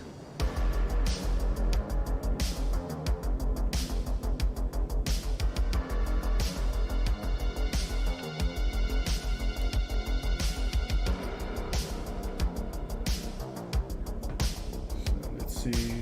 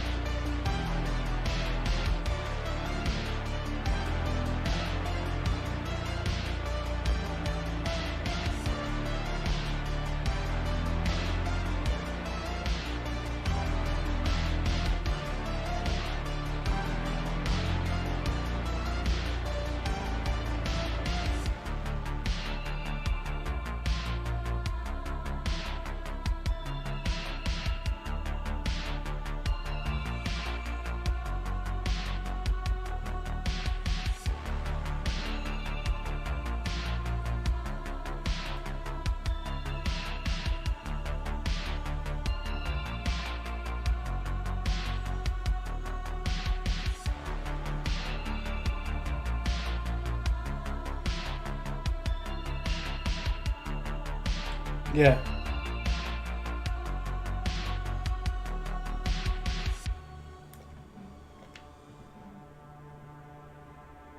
Oh, wow.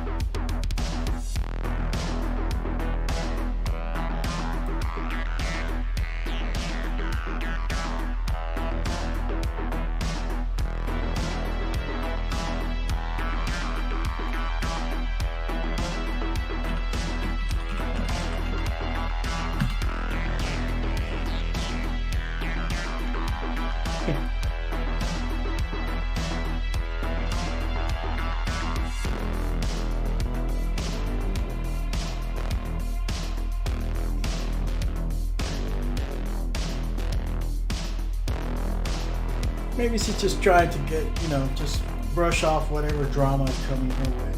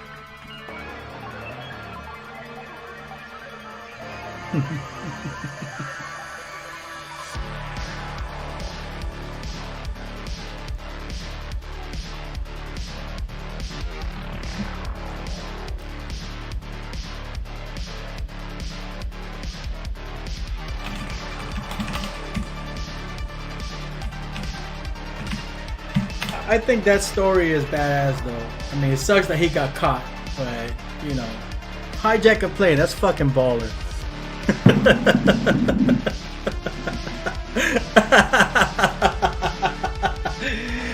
I mean, he was a terrible hijacker. I mean, it's badass that he tried to hijack a plane, but he was obviously a bad hijacker. He failed. But I mean, that's the kind of shit that stories are made of, you know, like an action film.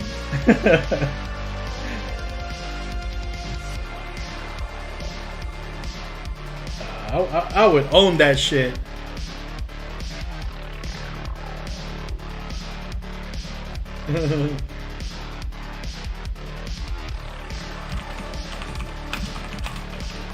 Damn.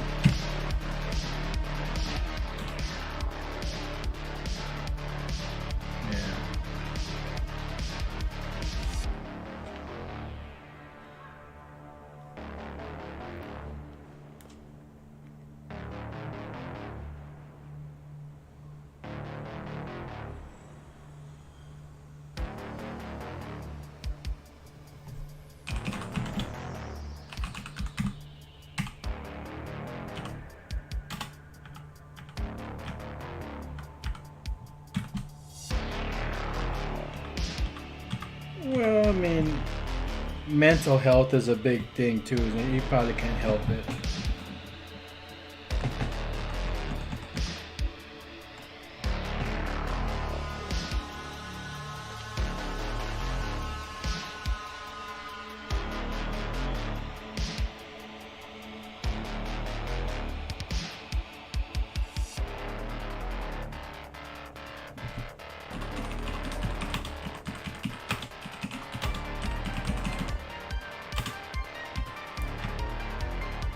Well, you don't know that for sure.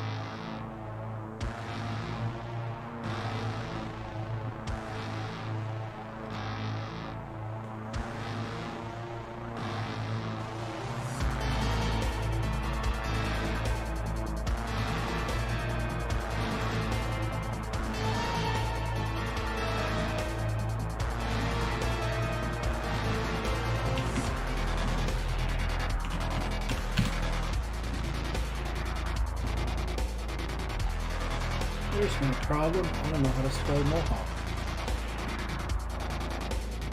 I have to Google it. It's still giving me a red line underneath. God damn. No, instead of Stable Diffusion, I'm trying to get this guy to wear a mohawk.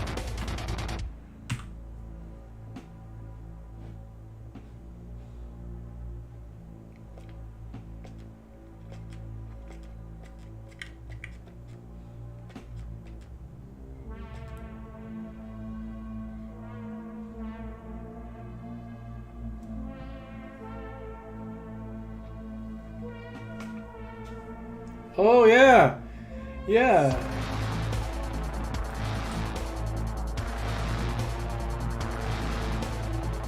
I've been banned from using OpenAI's art generation tool. When I first started out, I was goofing around and shit. I decided to come up with the most racist thing that I could think of. I put in give me an image of a black guy eating a watermelon with a chicken drumstick on his other hand. I just put a whole bunch of racist shit in it all together, and it's like, this is your first warning. Like, motherfucker. And then later on, I was trying to, okay, let me keep it mellow, whatever. Let me do a little bit more mellow. This is Marge Simpson. Like, okay, that's a copyrighted character. We can't do that. Oh, motherfucker. You know. And then, I did it 3 times and it banned me.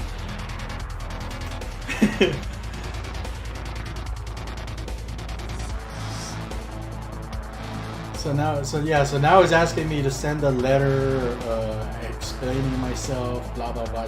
I'm like, I'm not gonna do all that. I mean, that's when I moved on to the other ones.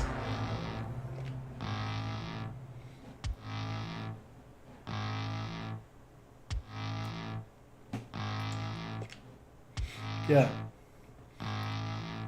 Yeah.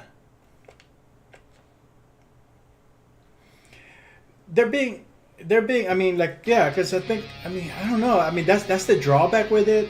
It's being programmed to be overly sensitive and woke, you know. And like with my script, I was trying to generate some panel ideas for the storyboard, and of course, you know, like in the first 2 scenes, there's already, you know, all sorts of, you know, violence and blood and, you know, the use of the N-word and shit, you know, all within context. I mean, but it's all within context, you know, and it's like you might be using stuff that's against the terms and policies and blah blah blah. And, man, I have a feeling I'm gonna get banned soon, eventually, if I keep doing it. I mean, but that's my script that I wrote on my own. I'm just having it like, okay, give me ideas for panels now. I'm not asking. In fact, the first time I ran my script through, a part of my script, I was like, help me sanitize this, make it more family friendly, remove the curse words and blah blah blah. But just the act of uploading it and it containing that stuff, it gave me a flag. I'm like, what the fuck? I'm asking it to clean it up for me so I can show it to kids.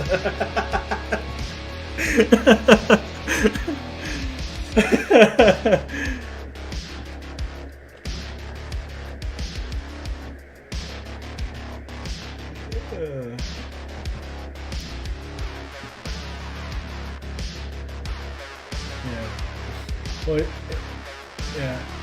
it definitely banned me from the graphical thing, but you know, that's when I moved on to Midjourney and Stable Diffusion now. But it worked out better for me because I don't like being dependent on somebody else's technology. Like ChatGPT is fucking badass though. You know, I actually got the $20 subscription so I can use ChatGPT 4 and play around with it, and it's definitely worth it, man. It's so worth it.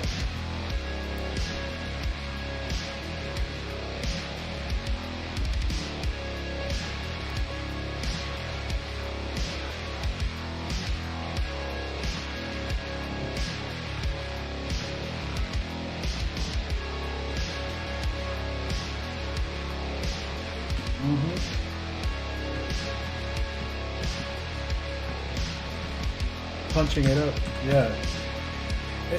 I ran into one situation where, because I was like, you know, I was having it generate the panels for me. I was like, all right, you know, just read what's in there and just give me the bullet points, and each bullet point should describe one panel of the storyboard.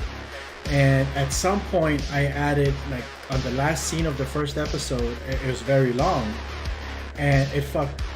No, that was a different one.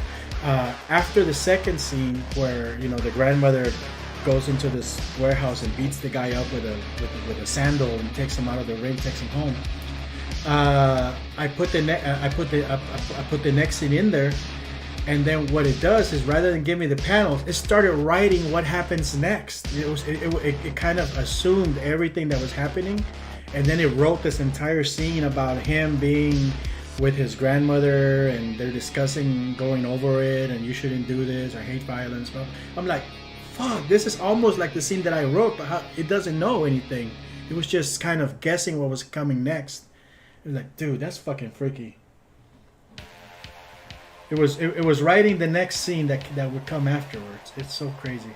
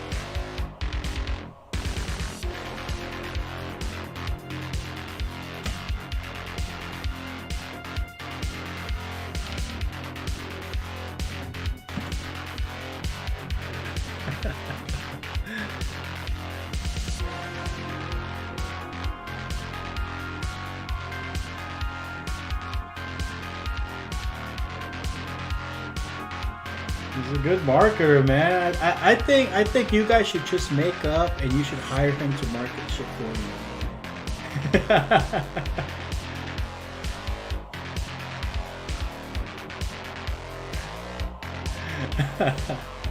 you.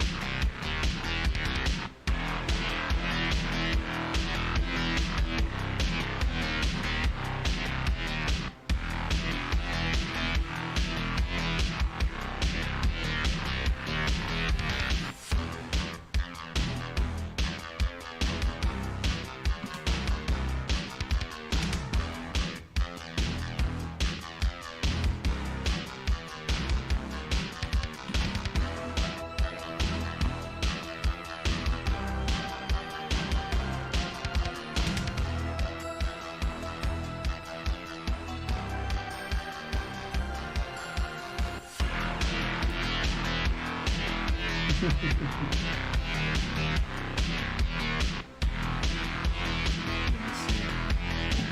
looking away. Yeah, that's pretty good. Damn.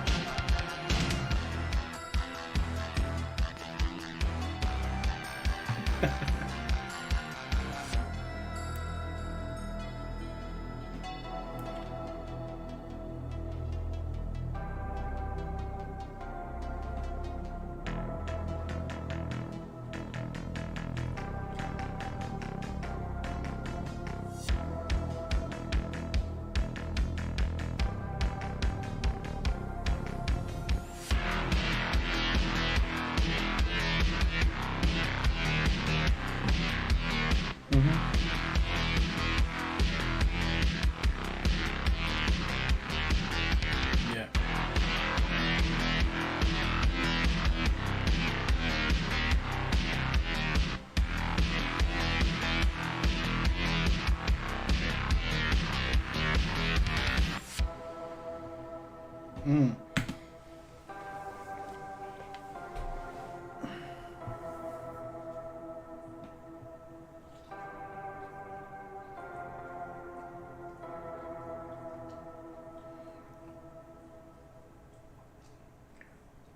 Yeah. I think that's how I ended up paying, I don't know, like $90 for a pair of flip-flops, dude. Fucking flip-flops. And they were very important flip-flops too, because two of my characters wear those fucking flip-flops. All it is a different color, but damn.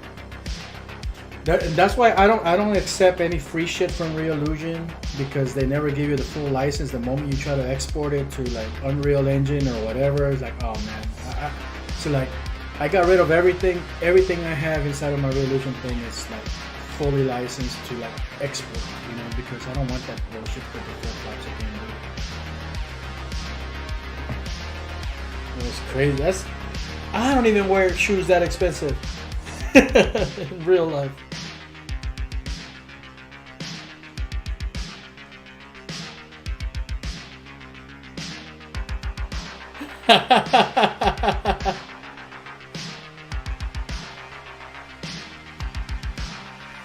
Yeah, yeah.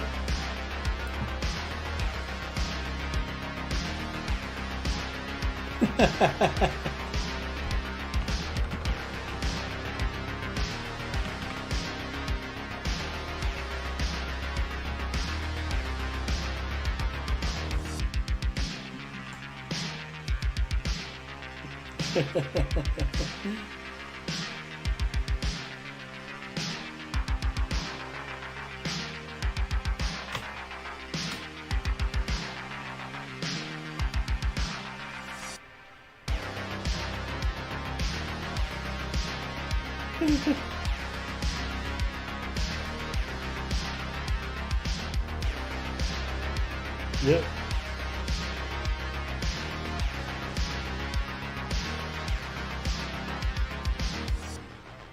Yeah, I've had issues with that basic Reallusion, the t-shirt too, man. They changed the textures and stuff, and I have that same t-shirt, same mesh in previous characters, but then they changed the license, and now, you know, like, okay, you can't buy that one because that's the default one that you get with the program. So, but it tells you, you know, you have to license it. I'm like, I have it.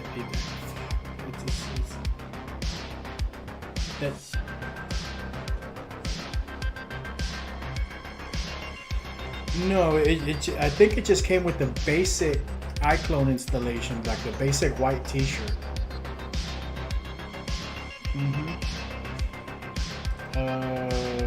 6 and 7. I think it's been around for a while.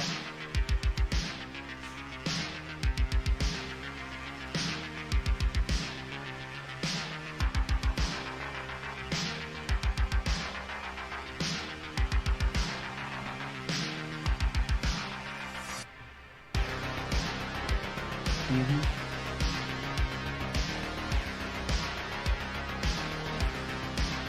Yeah.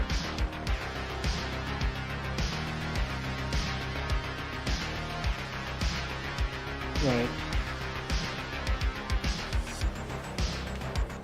Mm-hmm.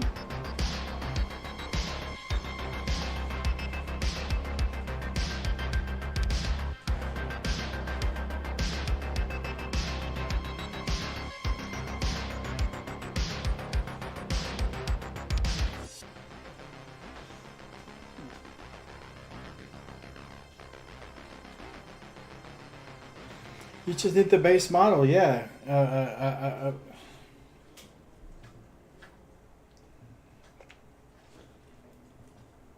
Yeah, it's always a good idea.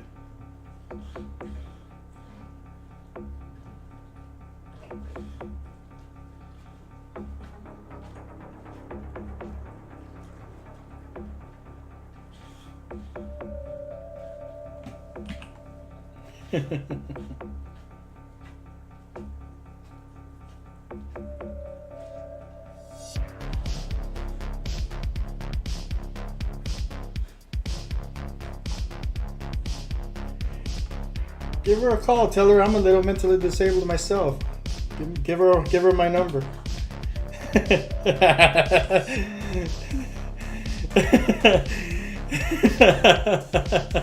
I'll be mentally disabled for a while. That's all right.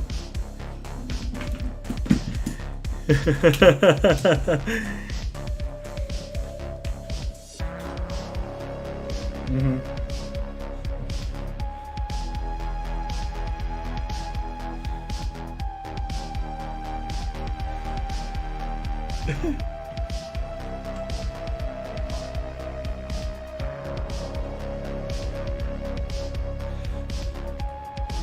Yep.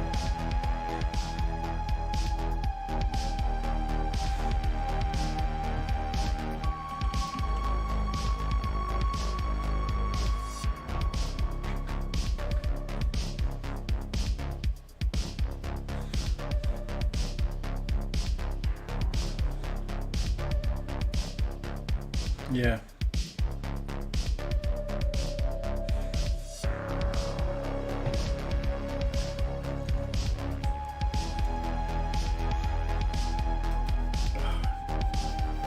Yeah. Yep.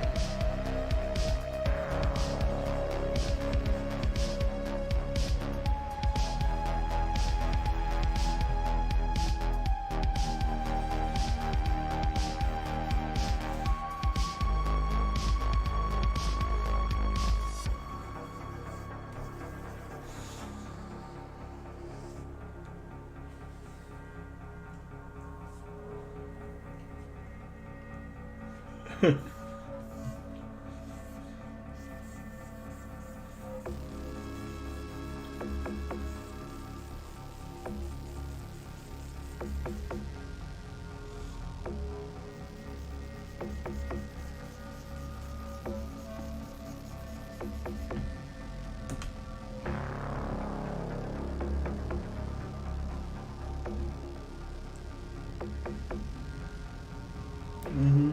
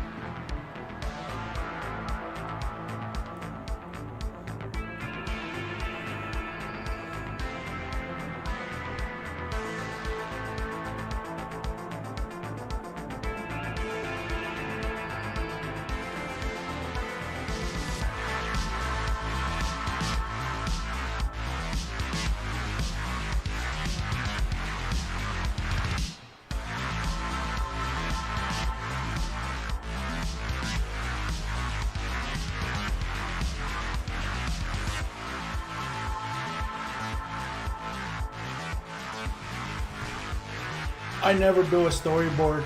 This is the first time that I'm playing around with the idea because I think it's easy.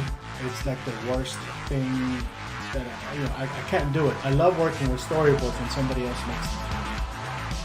But I just don't. I've never had the patience or the desire to sit there and just spend all this time doing it. Because most of the time I'm just doing the films myself, so I know what it's supposed to look like. But when I'm working like on a studio project or something, somebody creates a storyboard that already gives me a shot list. So I work on it shot by shot and eventually piece all those shots together. So I love storyboards. I hate them. I hate doing them myself. And a lot of times when I want storyboards, I'll contact somebody. I'll put out a call, in different places, trying to find somebody, and it's always the same thing, it's always, well, how many panels do you need? What do you want in this panel? What do you want? Dude, if I have to tell you everything, then I don't need you, because, I need you to see this from a filmmaker's perspective, and I need you to take a creative judgment and just come up with the panels. And it doesn't have to be good artwork. It can be stick figures for all I care. It just has to be broken down and give me a shot list, and that's what I use to create my shots, But when I do,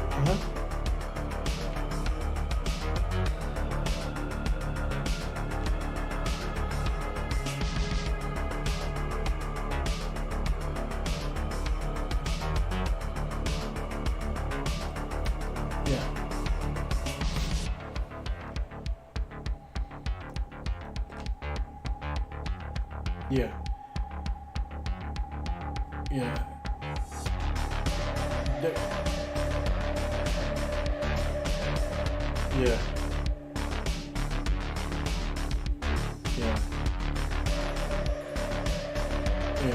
Because traditionally it's always been like, okay, if I'm making the film, I'm gonna be doing that anyways in my head. And the way that I shoot a film, like especially like with my live action stuff, is I usually just have the actors rehearse the scene, and I film it in what's called a master shot, where I just do everything with long extended shots from multiple angles, but it's the whole thing without any cuts.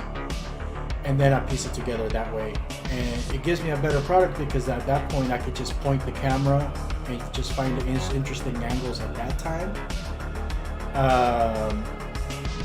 And that's the kind of approach I'm doing with Unreal Engine too, where, okay, I'm doing the animation, but I'm not worried about the actual camera angles or anything like that. And that really only works when you're doing it for yourself. When you're doing it for other people or you're trying to get funding, you want to show them something. And even with Disney stuff, even if it's just stick figures, you piece together the storyboard. You definitely have to have the audio files. So you put the audio files like it's a radio play, and then on top of the audio files, you pretty much just kind of do a slideshow of the storyboard. Put an animatic together. So then you're literally looking at the film, except that it's not finished. It's just static storyboard pictures with the sound, and anybody that you're going to pitch it to, especially if they work in the field, that's enough to give them the impression, okay, this is the film. So,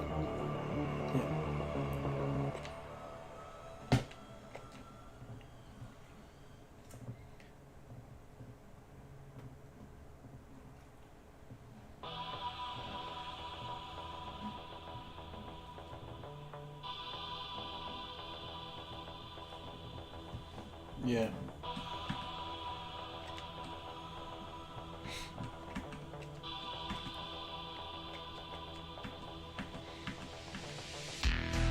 Yeah.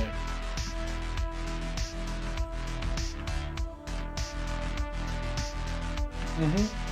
Right.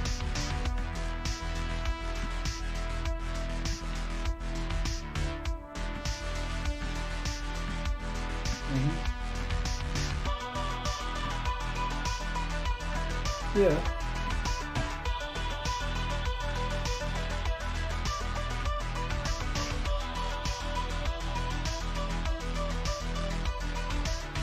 Yeah. Yeah.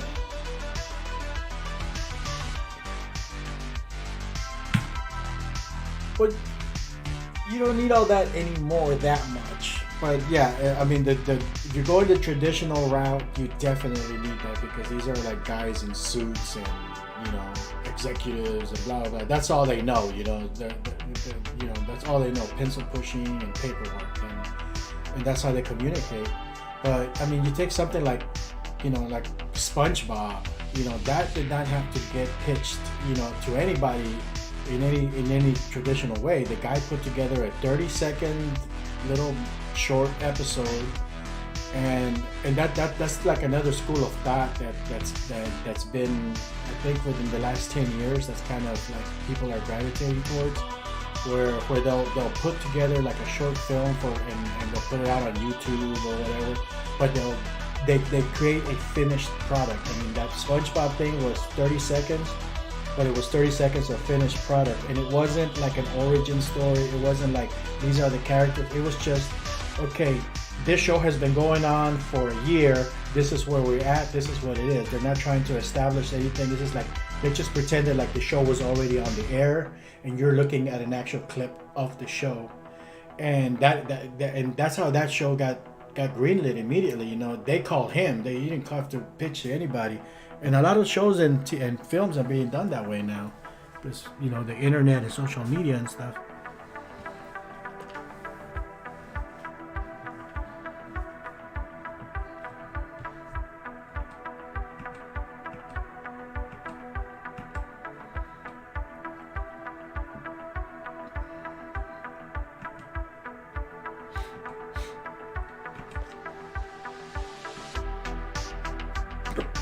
Excuse me. No.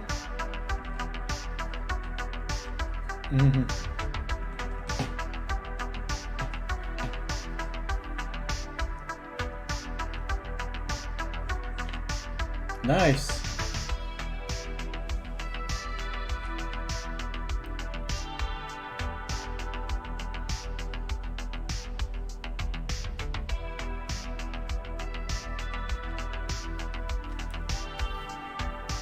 Wow.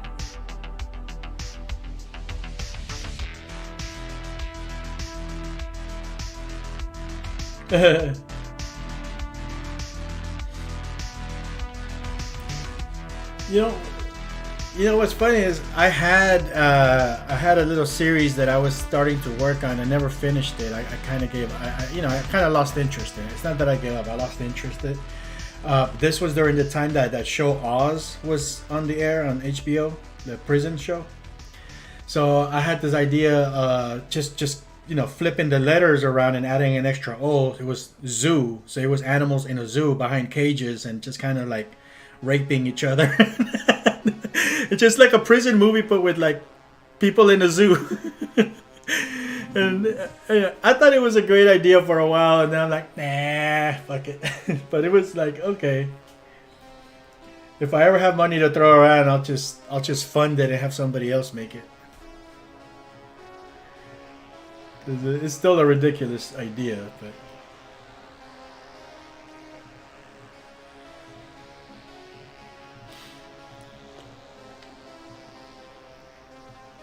Toon Boom is highly overrated.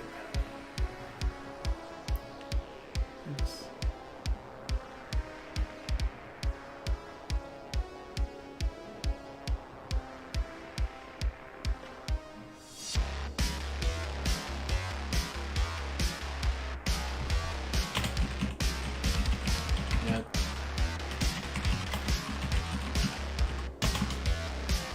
Get on the Zoom. ToonTitan.com/Zoom.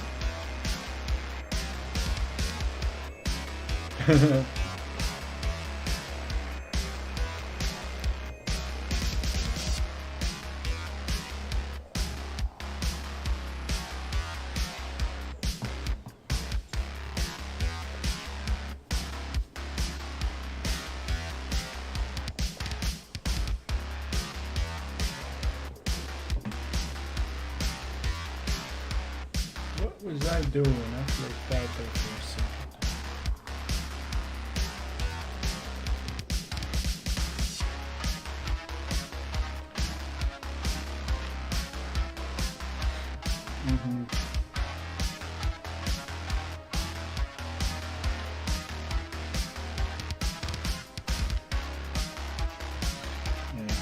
Yeah, no, I mean, I've spent, I mean, sometimes you just gotta spend money, but it's like scraping all that money together, man, for something that's, you have to really believe in it, you know, if you're gonna go the traditional route. I remember there was a series, it got picked up for a little while on Showtime. It was called The Adventures of Kurt and Mojo. It's kind of like it was like a couple of stoners in outer space.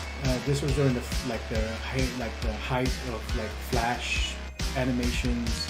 Showtime had a website called show.com, and but you know, in order to get that picked up, I spent like $10,000, you know, just getting the Bible made, storyboards, concept art, all this stuff. And I wanted to do most of it myself too, and then it's just a hassle and stuff. But and then people would tell me, no, just spend the money and get other people to do it, and and yeah, it worked. I mean, when it came to that, I did make my money back, but it is so risky, especially now. Now it's risky. I would never do that nowadays. And yeah, I mean, $10,000 is a lot of money even by today's standard. It was a lot more back then, but even by today's standard, I would never do that again, dude. It's just like, you know what, this film, I'm doing it myself. I'm doing it on my own, with or without money. And I think the storyboards, if I can get the storyboards done, I mean, I'm gonna streamline the storyboard process, and then I'm gonna teach it to my son, and I'm gonna have him make them. Because I still don't think I'm gonna enjoy this part of the project. I like the animation part. I just don't like all the fucking.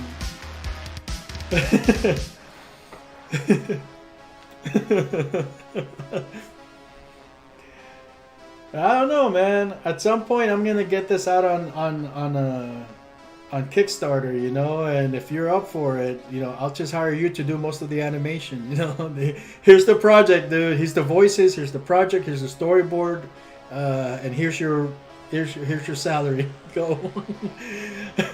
I'm just too old now, man. I don't know. I feel I'm old now.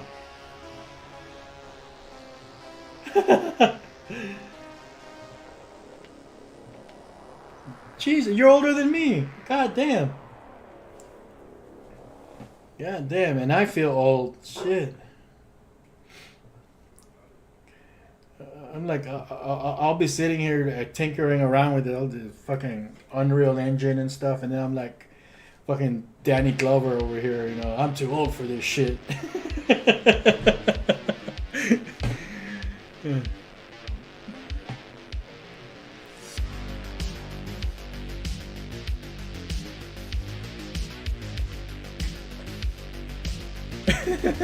No, I always gotta work them into the conversation.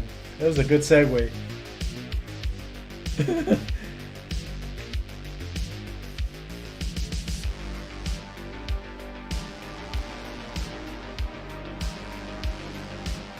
Yeah.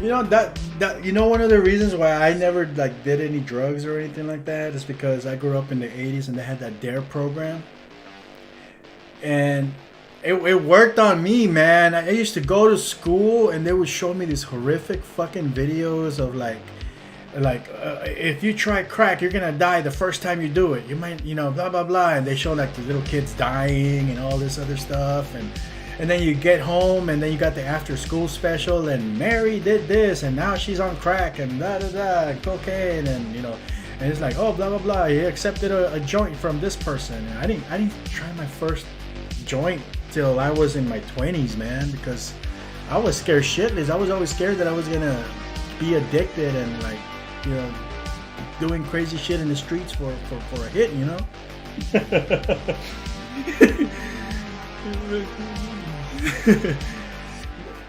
Yeah, I mean that Dare program traumatized me, man.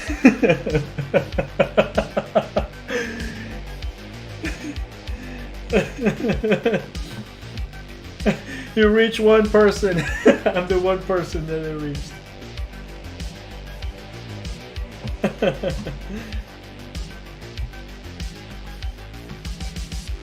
Yeah. Yeah, I think it didn't work out for most people. I think most people is like, oh really? That's what that does? Let me try it.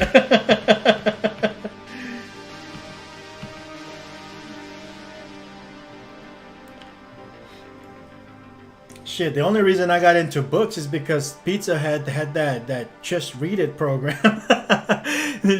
you read a book and you write a book report. You get a free personal pan pizza. That shit got me. I was reading my ass off, man. I'd be showing up at Pizza Hut with 3-4 coupons and shit.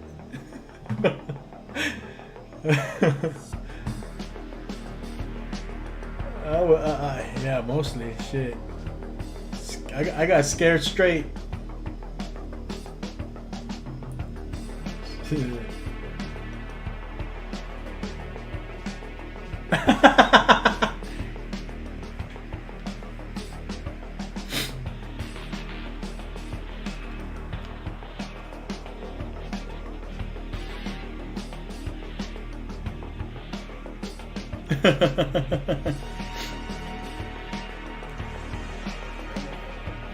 Oh man, yeah, no.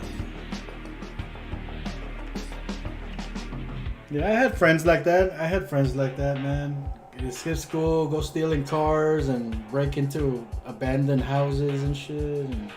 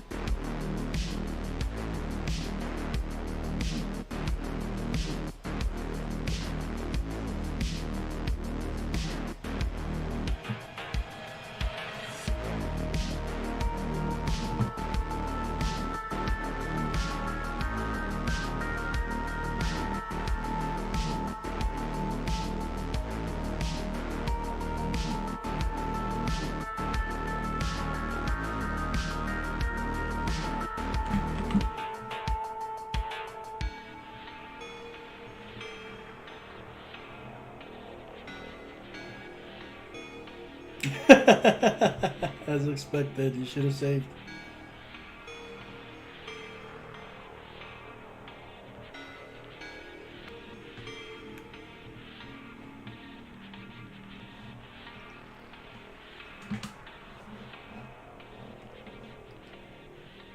I am loving this extension that removes the background automatically for you, man. That's helping with the compositing, like,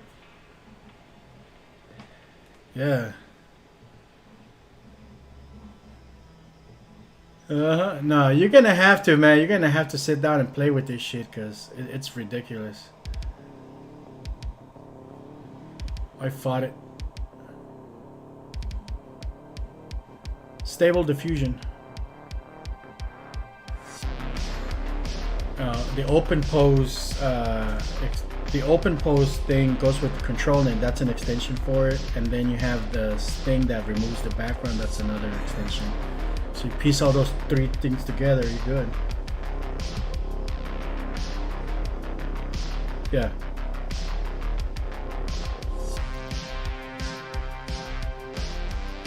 Uh-huh.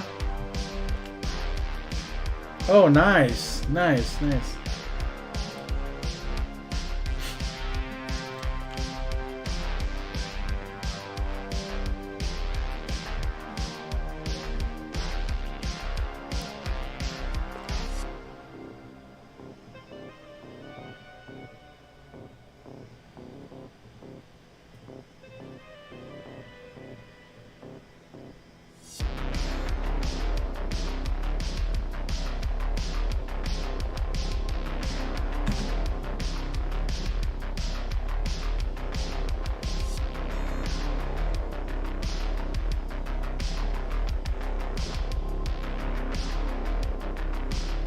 Yeah. That was a good note. Mm-hmm.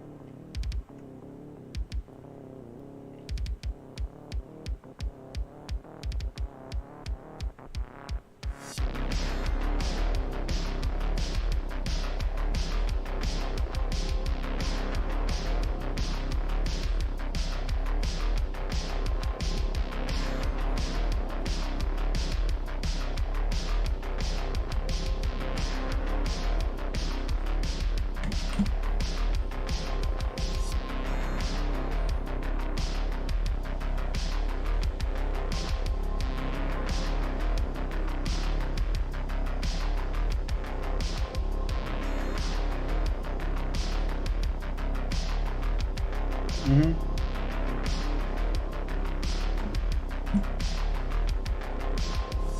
Where? No. Oh, Pawn 5, yeah.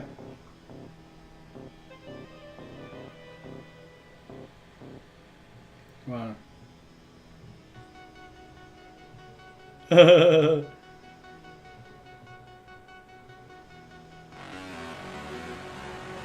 Yeah.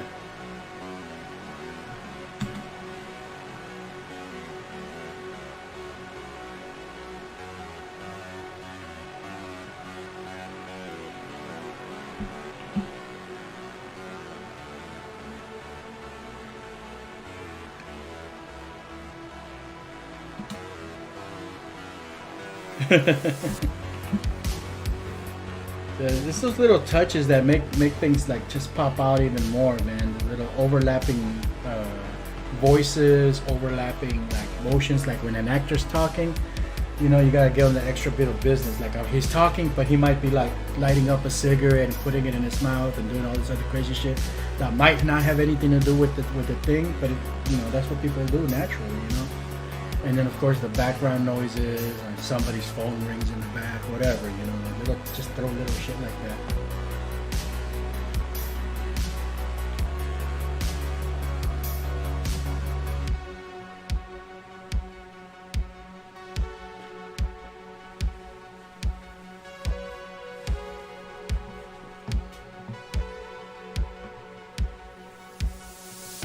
Yeah.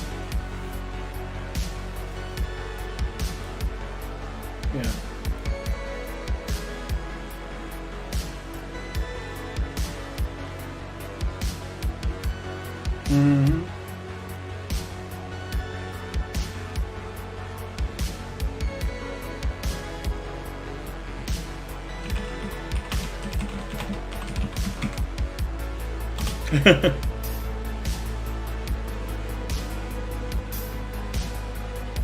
Yeah.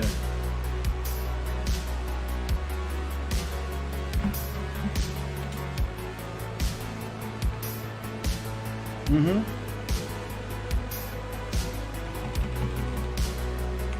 Nice. Mm-hmm.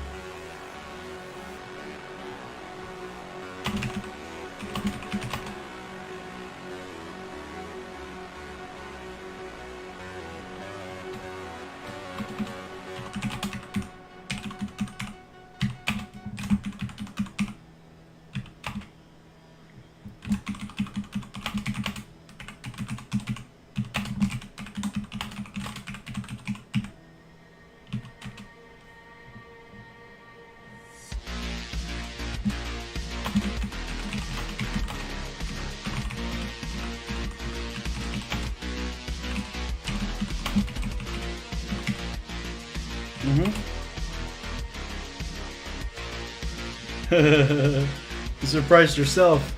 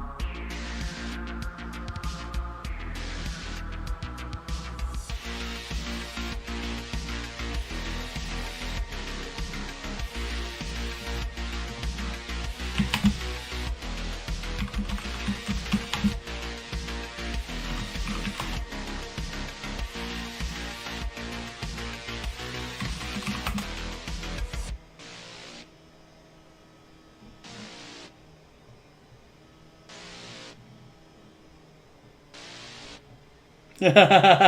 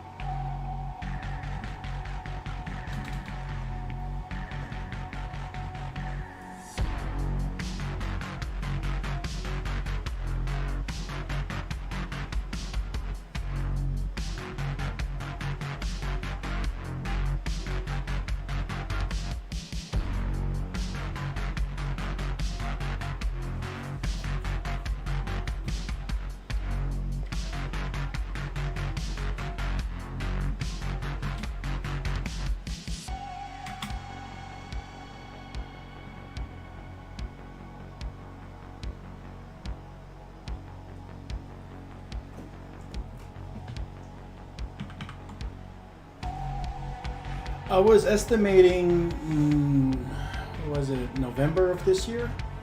But, you know, I was sick the first part of the year already, so I fell behind about 2-3 months. I think I'm gonna, I don't know what the hell it was. It wasn't COVID, but it was similar to COVID. I had like similar symptoms and stuff, but yeah, I was just like, oh man, I don't want to do shit anymore. And it took too much time off, and at that point, I didn't even want to get back to the computer. It was just, let me catch up with the Mandalorian. Fuck this.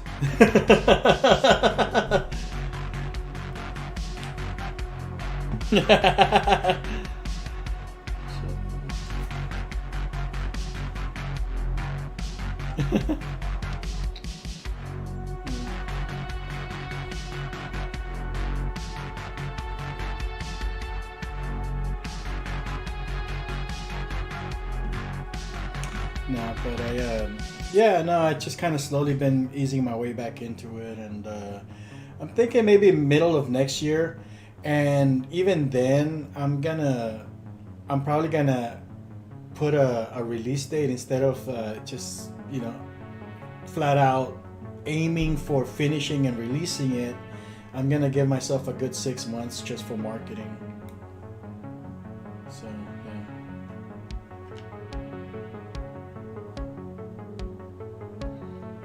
yeah, I mean, everything might turn out differently. Well, I mean, because with a lot of the stuff that I'm working on now, I mean, I wasn't going with the route of the Kickstarter. You know, I'm just gonna do it myself and deal with it. And but now it's I think there is a strong possibility with some of the concept art and the fact that I have most of the audio work done already and everything. I can piece a decent presentation enough to at least, you know, hey, I'm gonna put this together, and you get to see it before, you know, you get to see what it's gonna be. And maybe, because if I can raise the money, I would love to just hire a team and, okay, let's get it done, and I know that's gonna make it so that I can finish it in, you know, 6 months instead of another year, you know.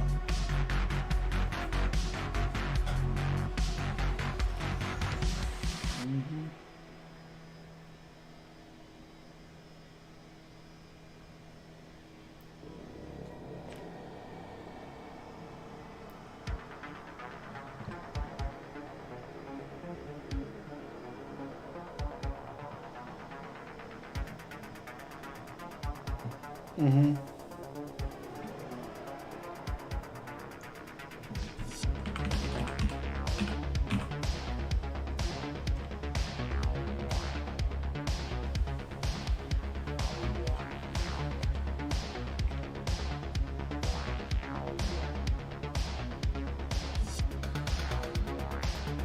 Mm-hmm.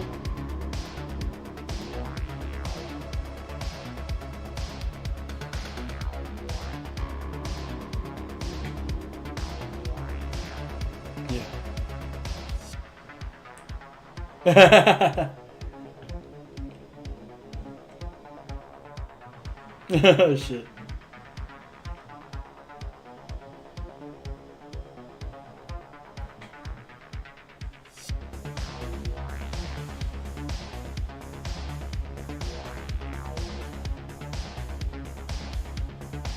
Mm.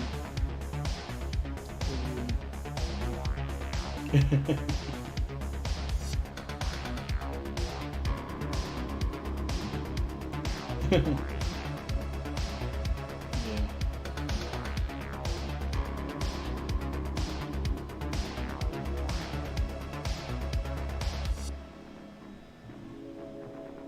He dots his T's and crosses his I's.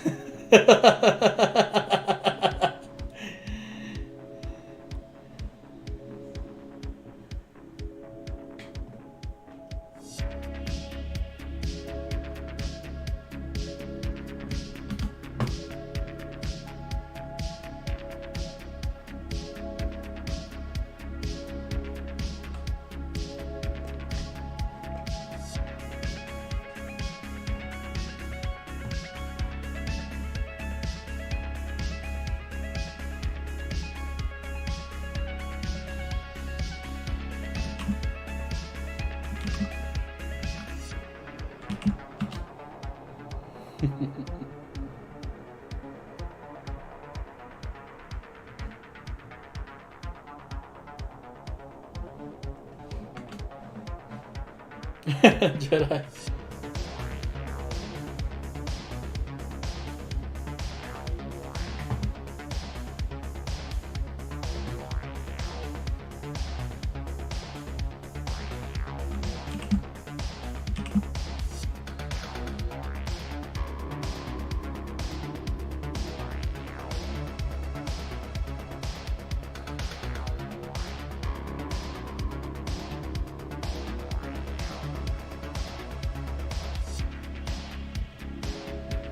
I'm not a big Star Wars fan. I think it's movies for kids, but I like a lot of the new stuff.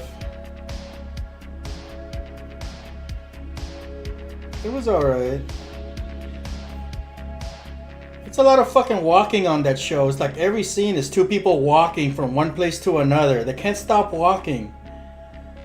It's like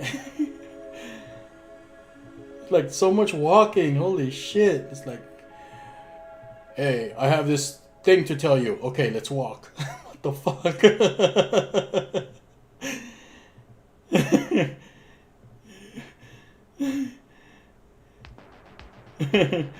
That's how I powered my voice module.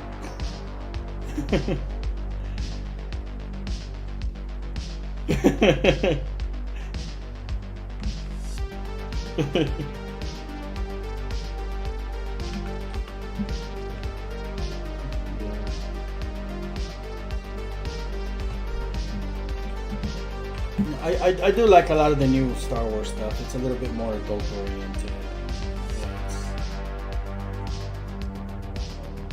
No, I like Boba Fett. It was good. It was alright. It was serviceable. No, I'll pass on the Vespas, but that fucking train was awesome. The train heist.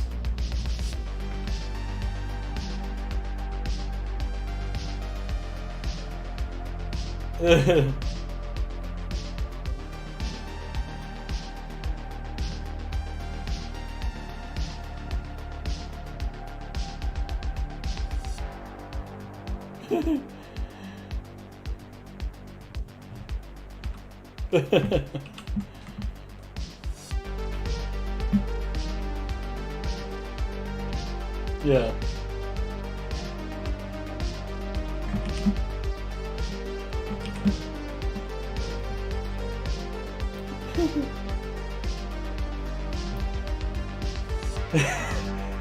Well, I mean, what's to say that with all their advanced technology, they haven't developed like some nice armor Teflon bullshit that keeps it shiny?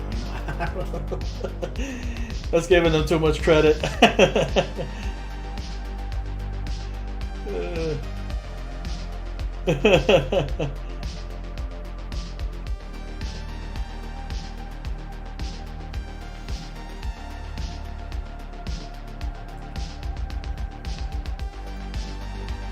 Oh, I see how it is. We're gonna start a Star Wars versus Star Trek thing because I'm more of a Trekkie than a Star Wars guy.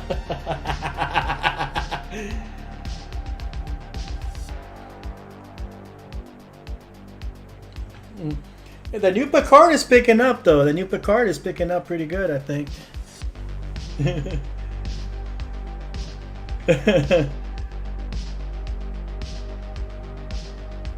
Yeah. That Star Trek Discovery, man. STD.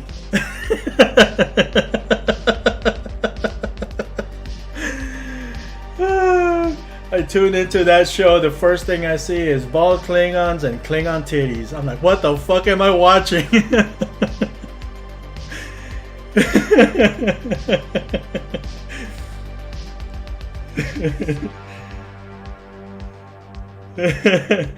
Start next on Star Trek STD. I'm like, whoa. That's not right.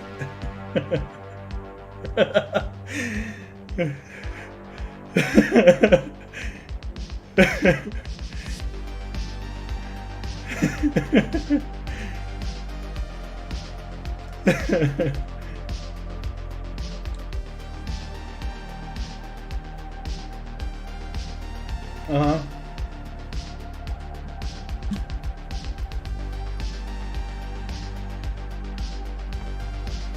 Right.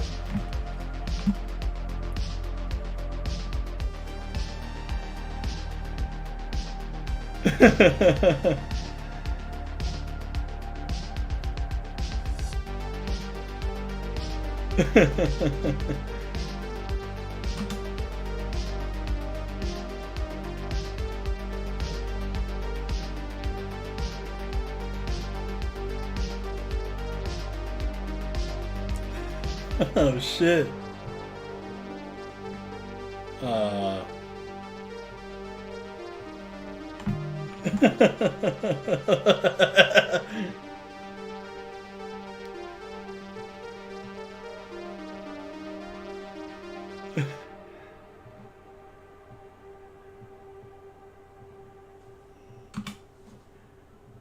Oh damn.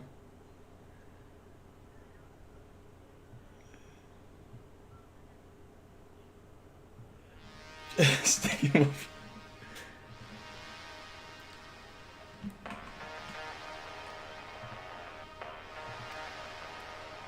Oh. What the hell?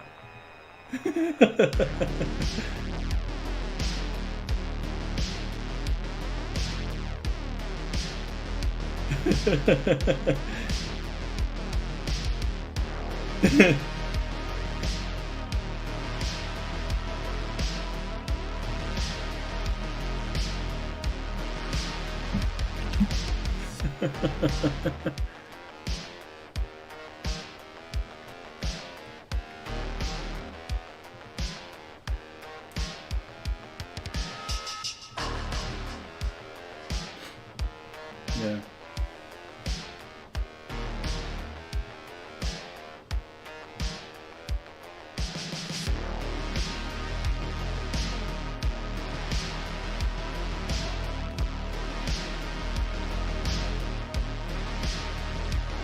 Yeah.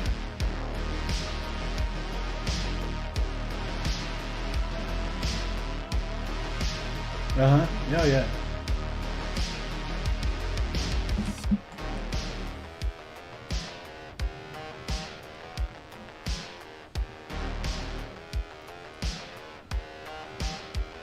Damn.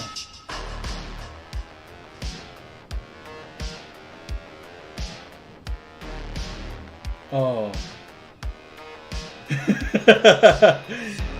I gotta go watch him back. Watch that.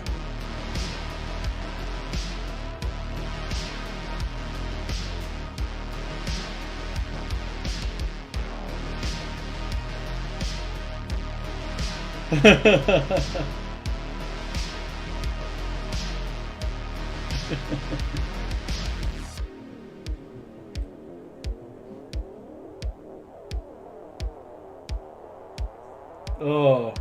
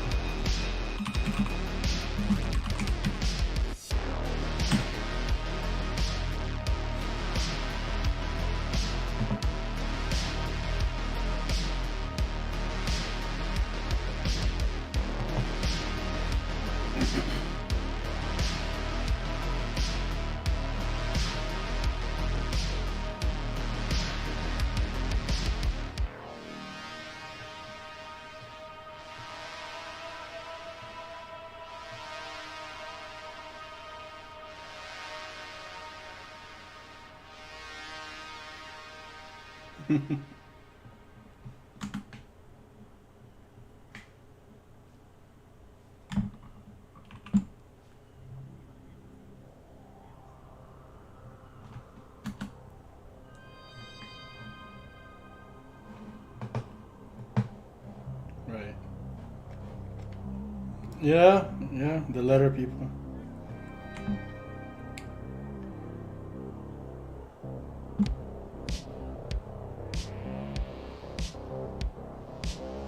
Oh, he went through that. He went through that for a while. He went through that, yeah.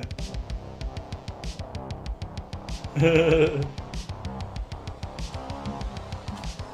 letter people.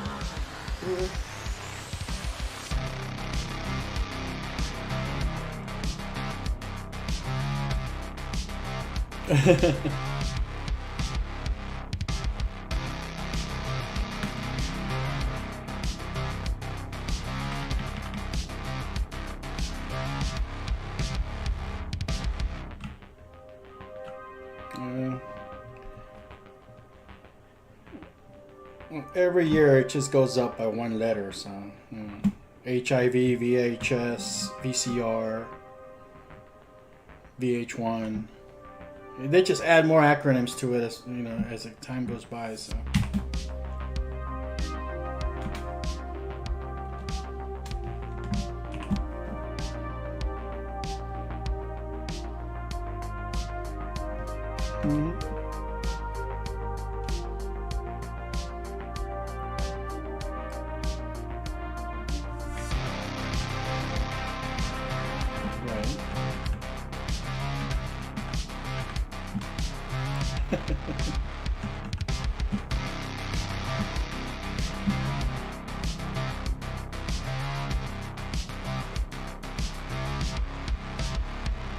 Dude, check out this thing. I think I got enough for a proof of concept bullshit, I mean, it works. The posing thing works. I get accurate poses out of it.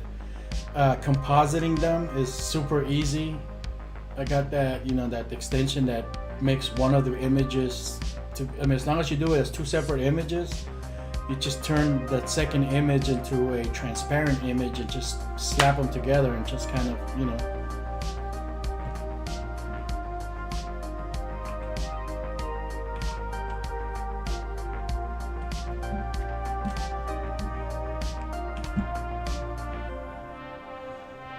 Is it?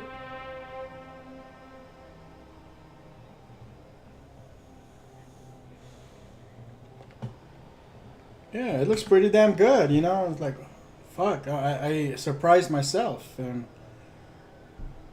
yeah.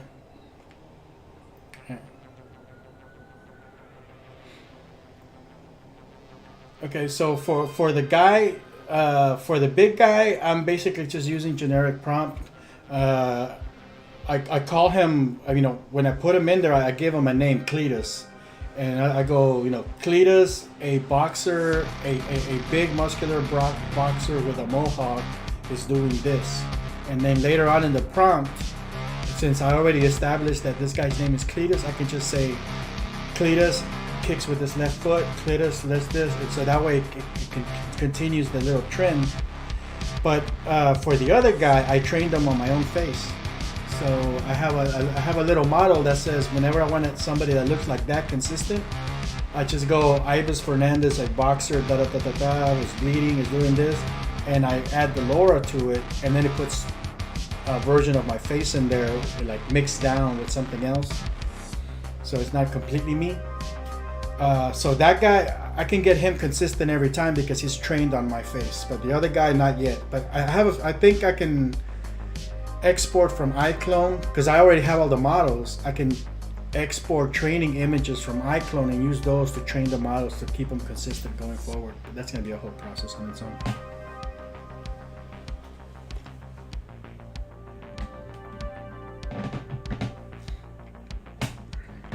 Yeah. I mean,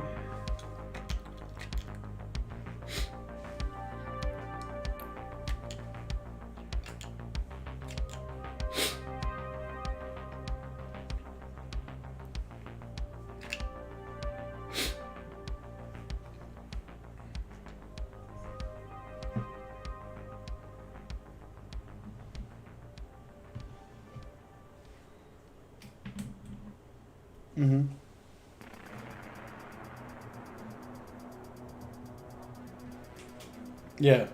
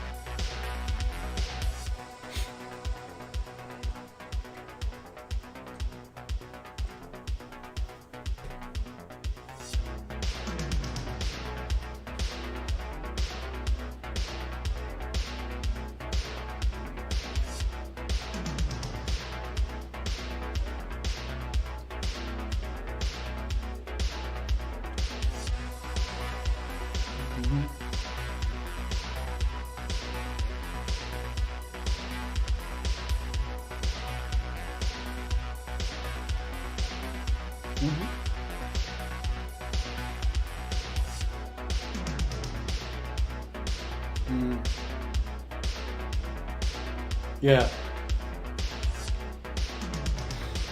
Yeah.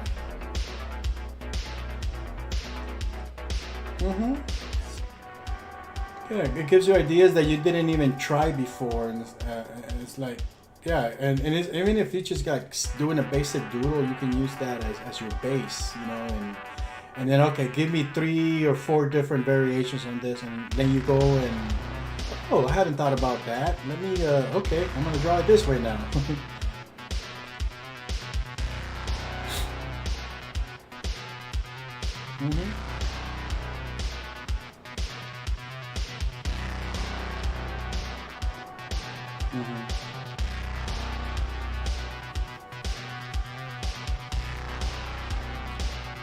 Yeah.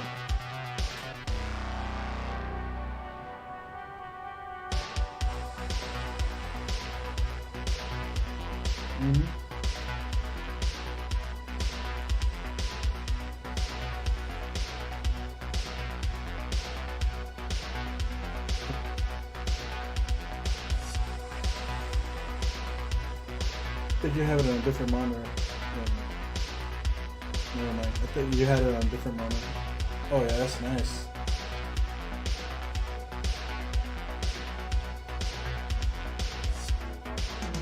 Oh fuck! It polished the hell out of it.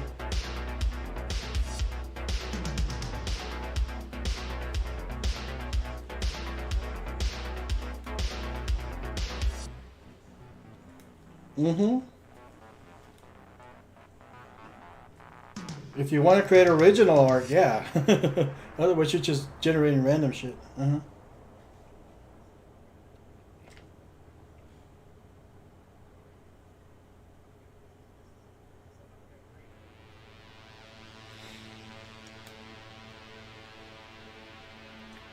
Yeah.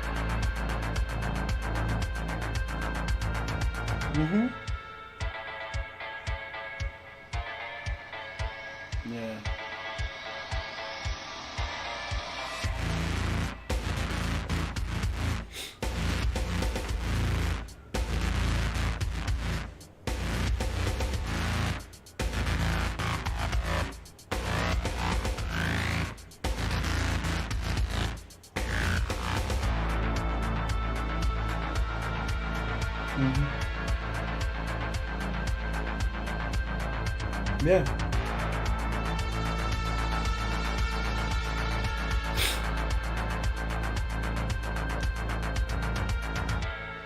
Yeah.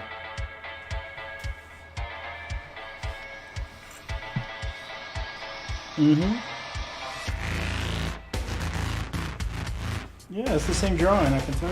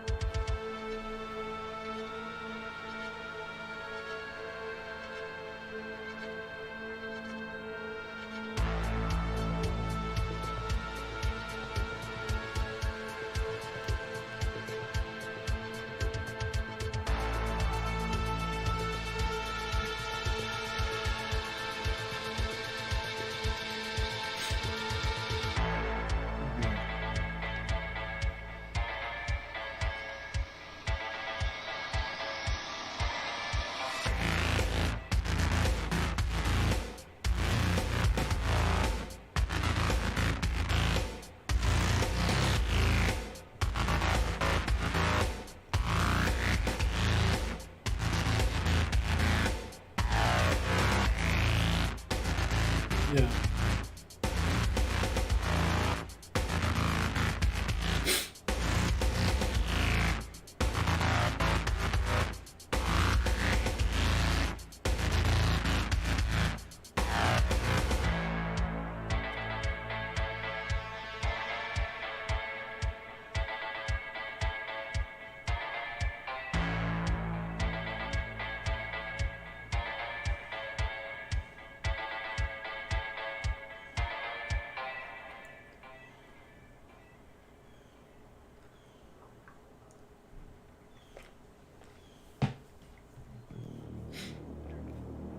Mm-hmm.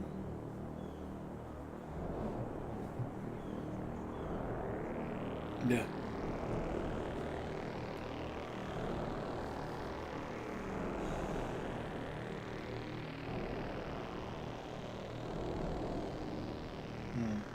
Mm-hmm.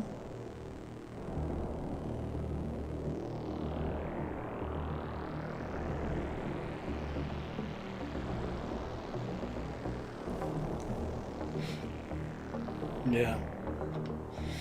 See, and that's what gives me like this idea where I don't have to struggle too much on at this point anymore worrying about what my characters look like or whatever, because as long as I train the model into an artistic version of that character and it knows how to draw it, I mean, I could be drawing a shitty model of characters, and when I'm ready to render out, I can just process all the images probably through Stable Diffusion and just have it, okay, I am making a 2D film after all, holy shit.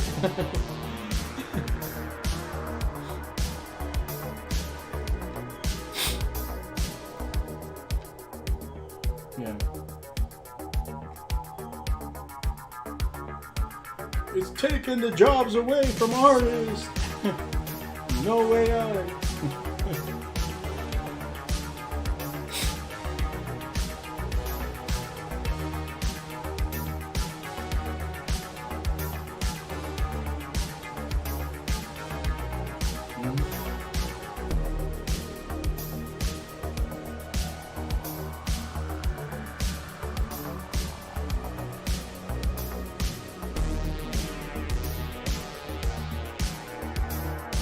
Mm-hmm.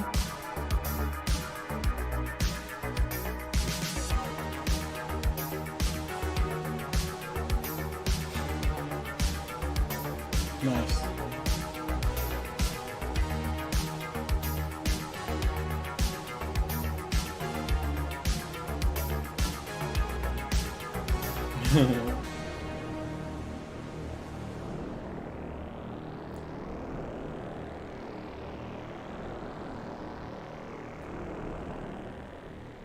Mm-hmm.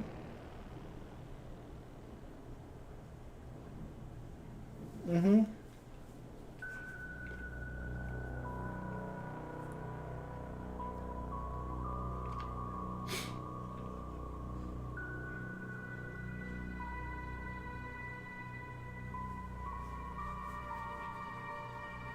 Right.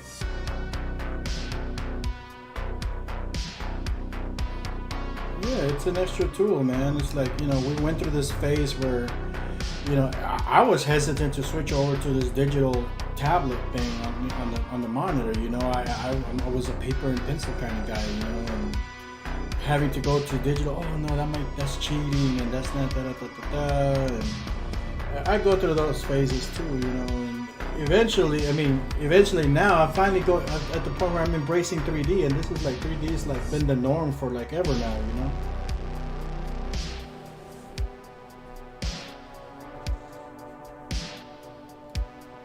Mm-hmm.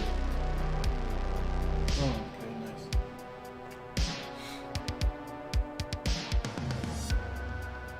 Mm-hmm.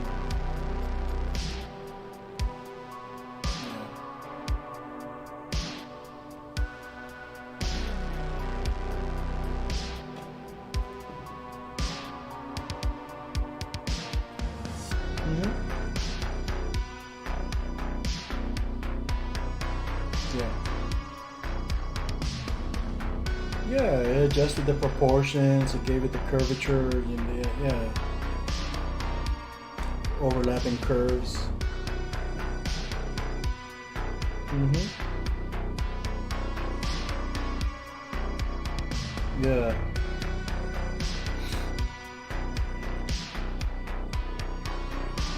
Mm-hmm. Yep.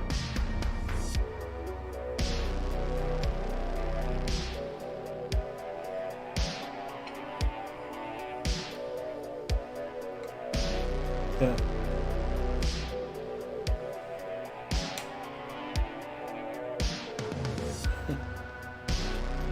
Yeah.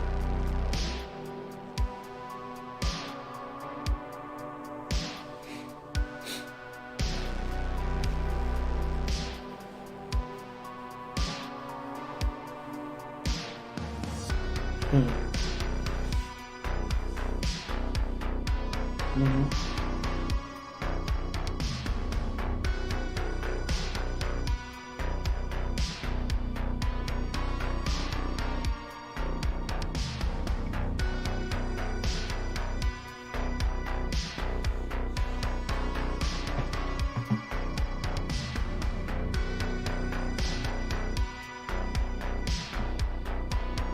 Mm-hmm.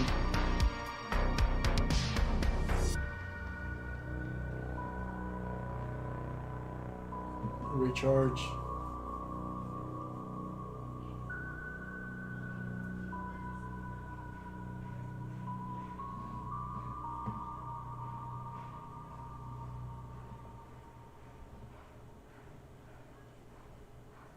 Mm-hmm.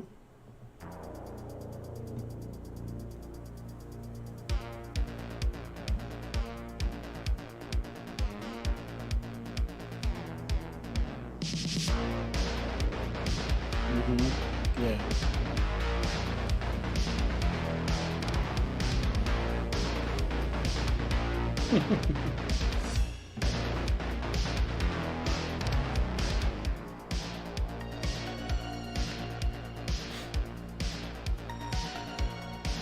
Burn out.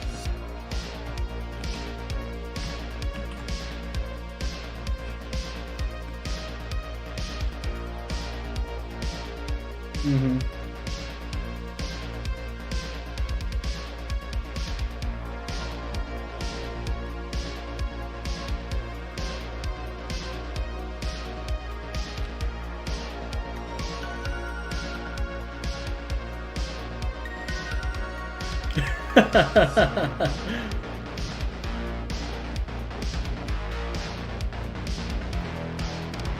Oh shit.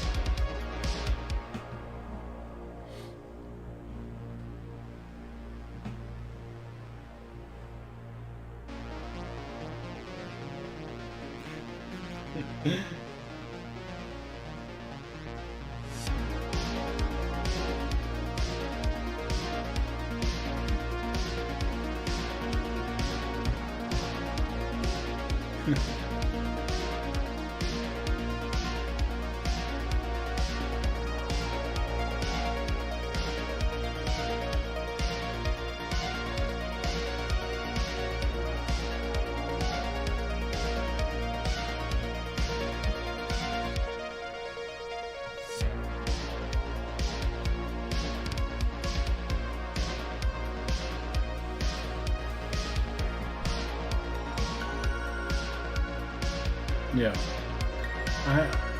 I think we're all aware of that.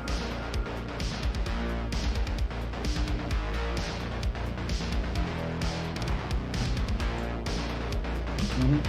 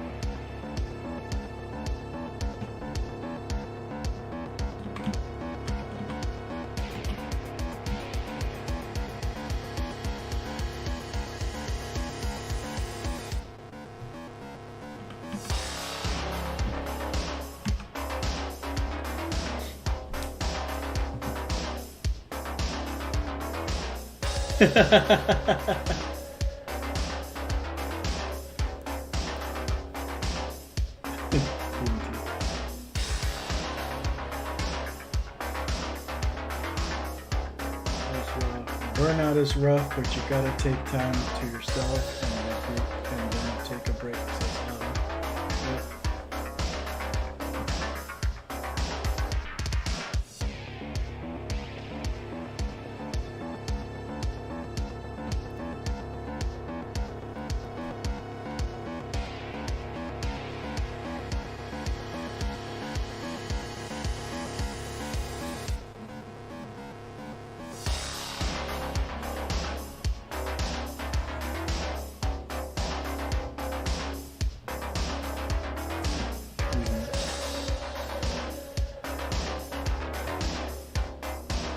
Yeah.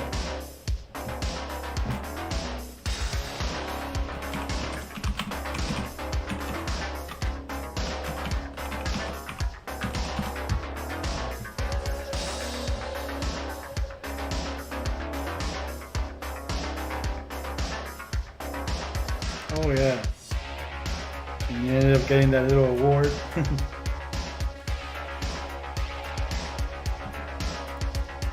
Like, this guy is fucking dedicated.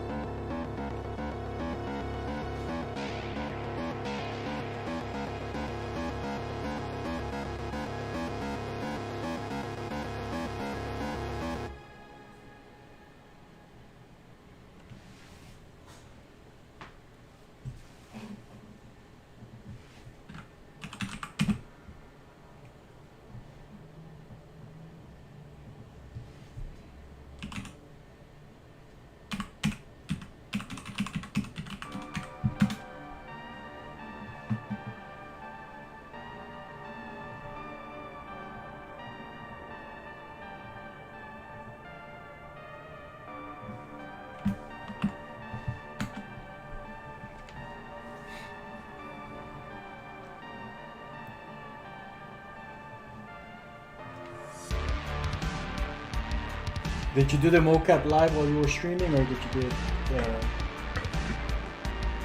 before?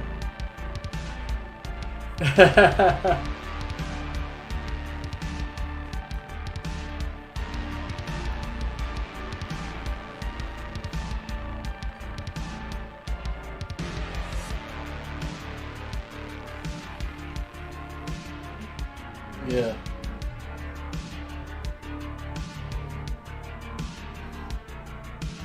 Yeah.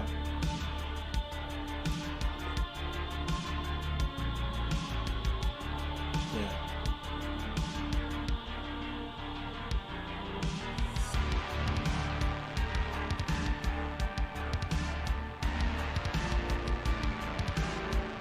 Yeah. Yeah.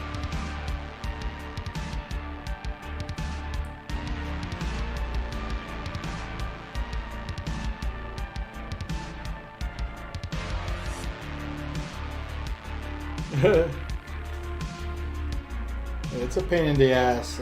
That's the worst part of the suit. Is like putting it on. I hate it. It feels cumbersome, dude.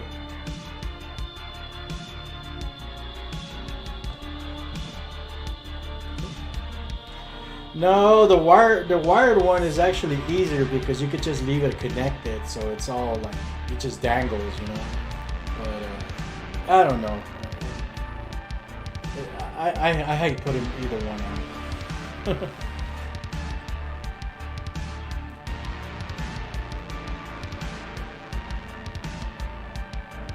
Yeah.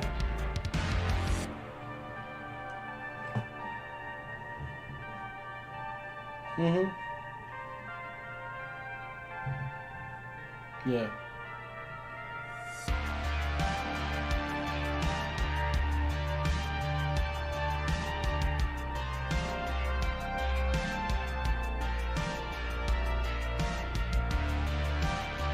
Pretty much. I mean, I think they might have like a free version now that that allows you just to read the data or some bullshit. I don't know, but that's still not capturing. You know,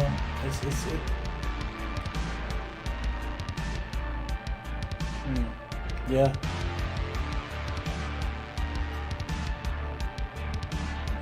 Yeah. But they give you like 1 year for free. Oh, it's all generous. How generous.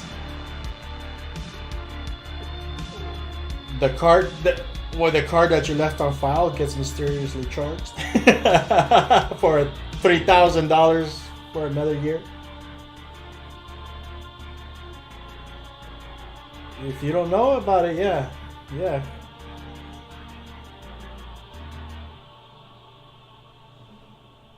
There. Yeah. Yeah. Yeah.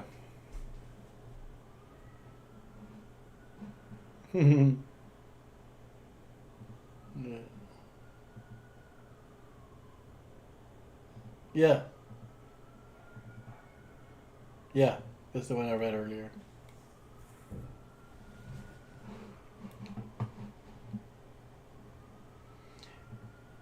Yeah, that is so fucking ridiculous, man.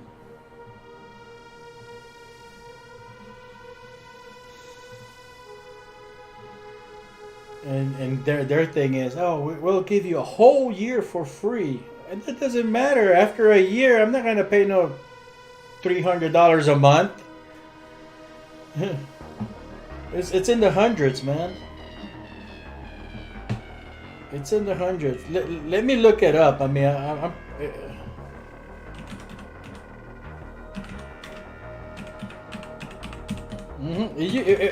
it was like a ridiculous price on it, man.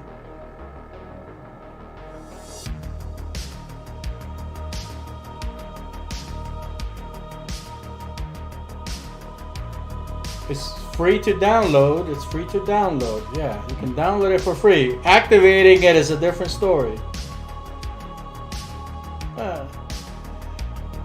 It looks like the prices have gone down. I think enough people complained. They got a... No, it wasn't the hundreds, man. There was only one subscription plan. Let's see. It's the starter version. What's included? Up to 3 creators, unlimited cloud storage, real-time preview. You can... Yeah.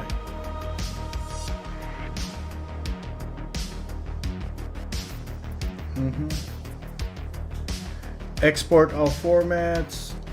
1 continuous offline use. 1 day of continuous... What the fuck does that even mean? 1 day of continuous offline use.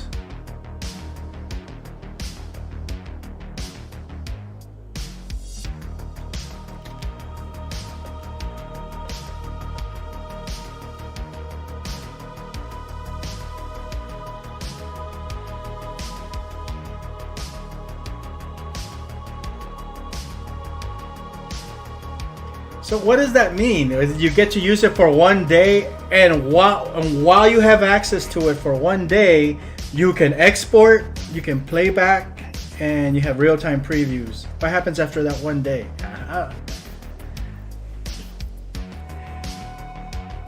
But yeah, no, they used to have it where it was just one price, and it was like in the hundreds, like $200-300, and yeah, I guess enough people complain and bitched and moan about it, because now, like, let's see. Oh, look, the $20 a month one will allow you to actually stream it to your iClone. And of course, iClone, you know, iClone is gonna charge you like $1,000 for the connection profile, for the mocap profile. So you gotta pay another $1,000 to iClone, and then these guys $20 to stream it to iClone.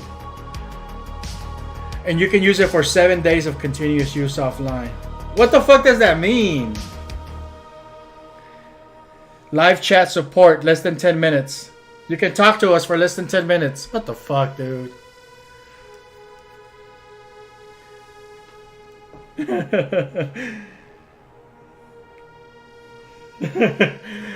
Oh, I'm gonna call you and I'm gonna chat with you. I don't need support, but I'm gonna tell you what I'm thinking.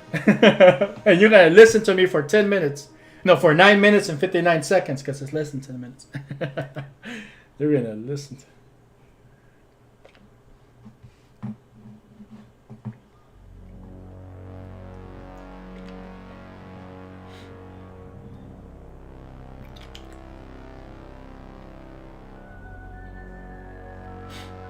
Yeah, I think what the 1 day continuous offline use is kind of like what Netflix is trying to do with people's like login account, where every 24 hours you're supposed to log in from your home server, and that's gonna be your login location for the next 24 hours.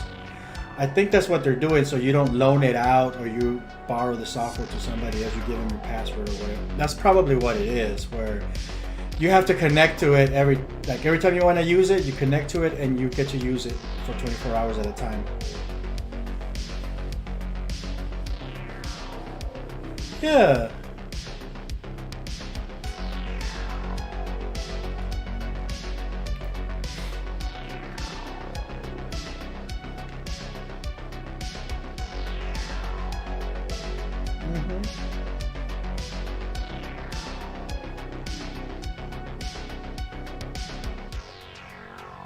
Yeah.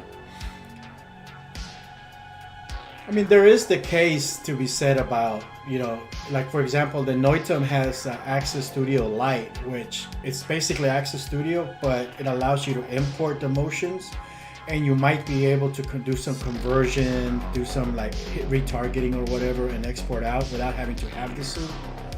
So there might be something to be said about using that software just for doing those tasks, even if you don't have the suit. They probably just don't want you to fuck with it, you know? No, that's just stupid, though, dude. How are you gonna put out an expensive piece of equipment, and then on top of that, you know, you gotta money grab your own customers to this extent? I mean, and this is the cheap version. I mean, it used to. I'm telling you, it was like $200-300 a month, and people were buying it.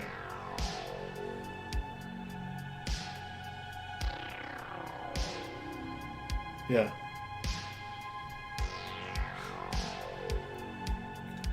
Oh, so you still pay annually?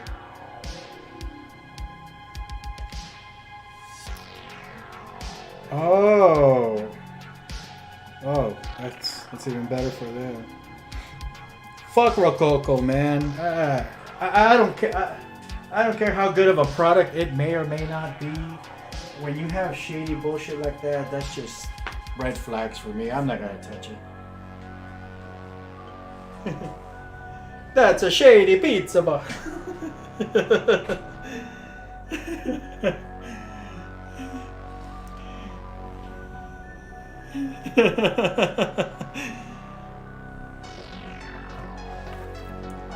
That's a 50 Shades of Rococo.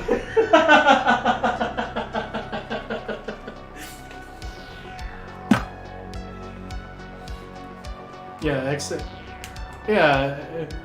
they charge you up the ass, but you know, these guys you gotta pay. They should change it. You gotta pay annually, not annually. You're paying annually.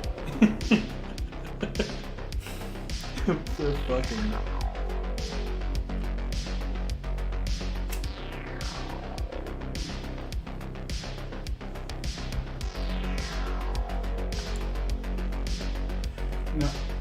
Xsense had their shit for a long time because I remember playing with their data like way before. I mean, looking at their shit is what inspired me to try to make my own, you know, and.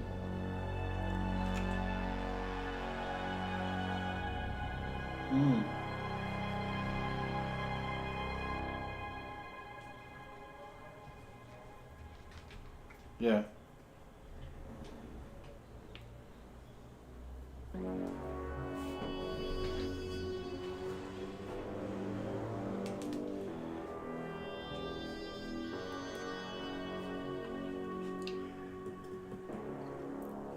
And that's the other thing too, man. I don't like and that's another point that the perception neuron gets from me. You know, the fact that you can put it on almost anybody. You know, regardless of their size, their body size.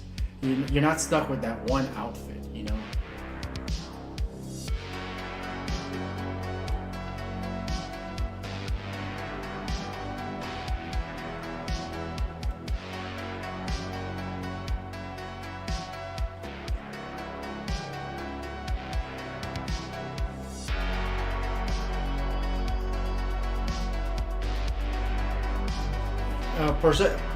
Perception neuron has it.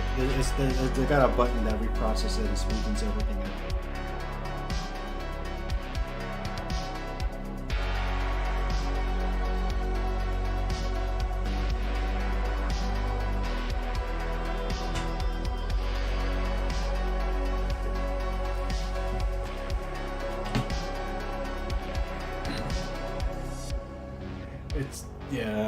I'm not a big fan of it.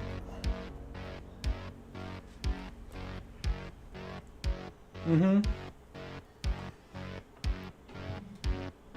At least, yeah.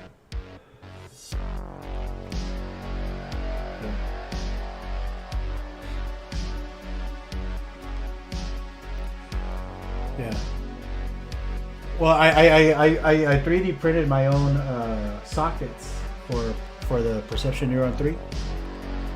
And I attached Velcro to them, and you know, I made my own suits. I bought baseball pants, baseball knickers, and just regular t-shirt, and I attached those suckers to that. It works a lot better than the straps because you just slide on the t-shirt and slide on the pants, and you're good to go.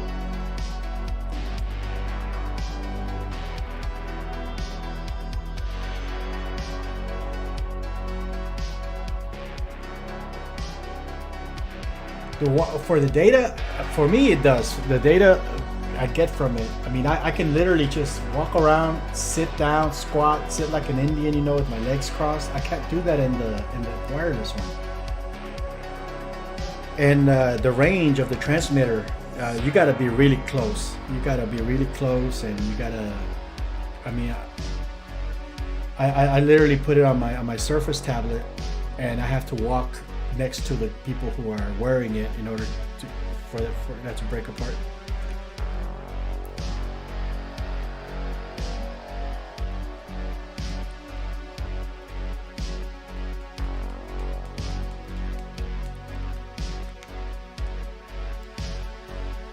No, you can do some. I mean, I used to record like martial artists and stuff, like doing Wing Chun and stuff with the version 1. The only problem was the snagging on the thing. You know, I used to have them wear a jacket on top of it, so they wouldn't snag around and pull them. But I had some really good like fighting and like really fast kicks and punches and stuff. I never had a problem with that with the PN1, with the Perception one.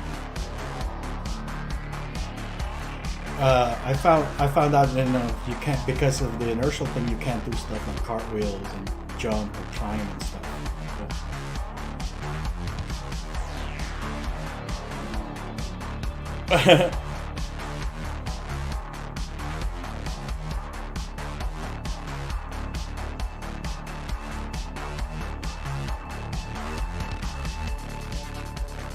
Yeah. Yeah. But like a fast punch, you know, it'll still capture a couple keyframes, and based on that, it'll interpolate. You know, so it does. It works.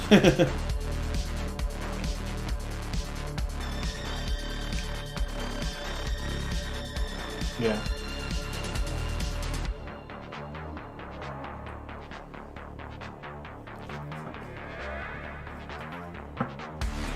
I need to try that one. But even if you're buying like the version 3, you know, you now you have to put in a key code, a license to activate it. But it's still free, you know, you still get it as part of your purchase. I mean that's the big, that's one of the big sellers, you know, for me.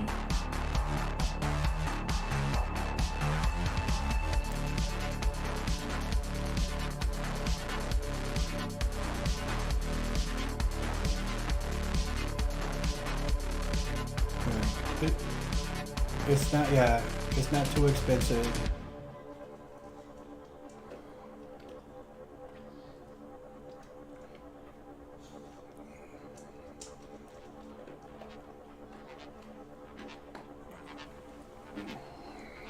Yeah. Right. Yeah.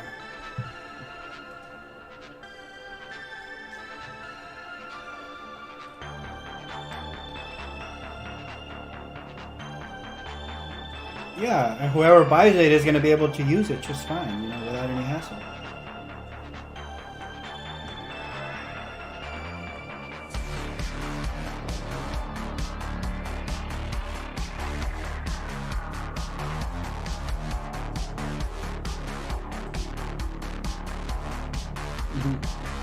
I mean, the technology, I don't know. It might be better. I mean, they probably put more thought into their software, but I can't see myself like chained to somebody at the hip like that, you know, constantly.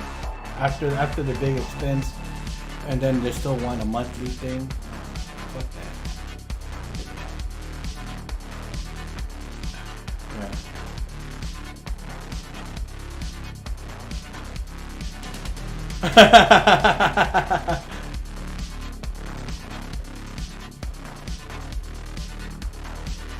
Yeah. How was it?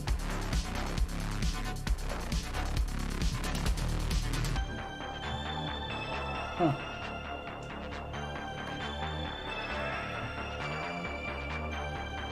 Yeah. Wow.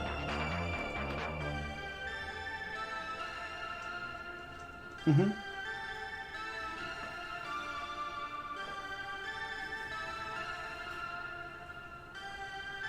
Mm-hmm.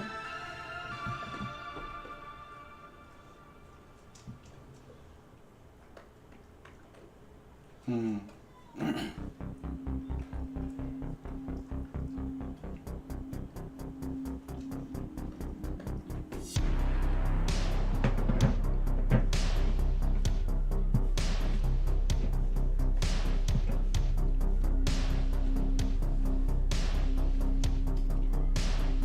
Right.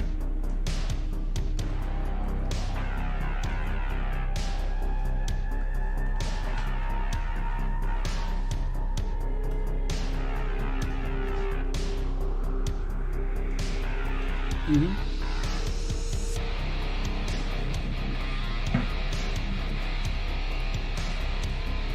Mm-hmm. Yeah.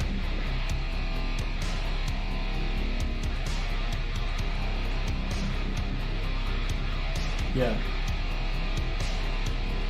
Right. Yeah.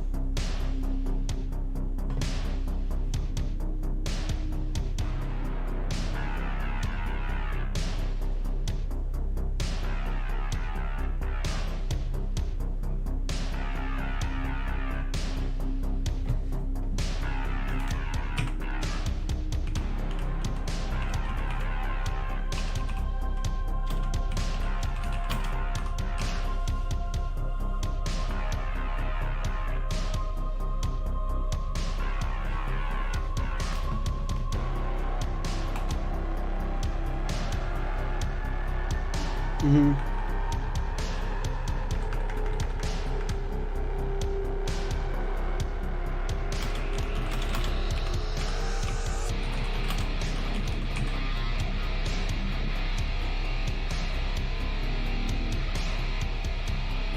Mm-hmm.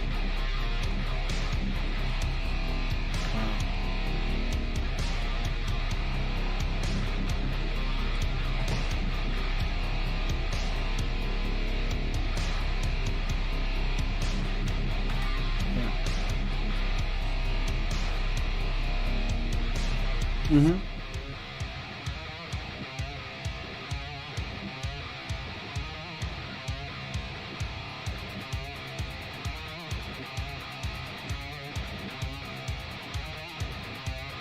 Yeah.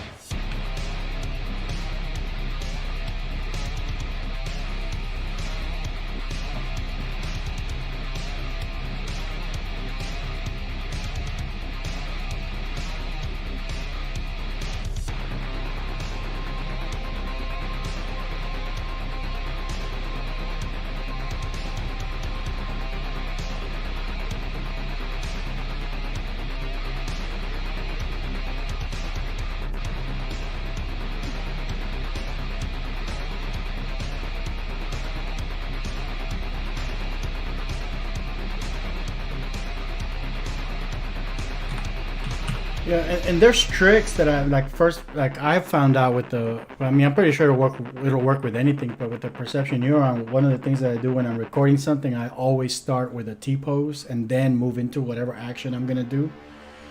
Because once I bring that without any cleanup, I can drop it into iClone. I cut off the first piece. I divide it into two pieces. The first one is the T pose. And the T-pose is never going to be perfect, but if you use that imperfect T-pose, it's already calibrated to whatever angles the rest of the things are going to be. So I use that as the weight influence on the animation, whatever it's called, the animation panel thing.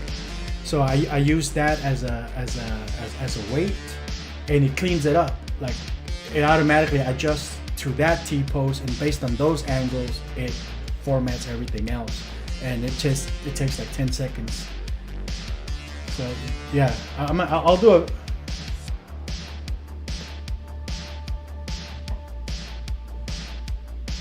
Mm-hmm. Yeah.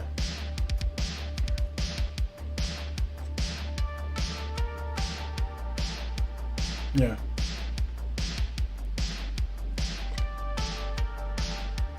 Mm-hmm.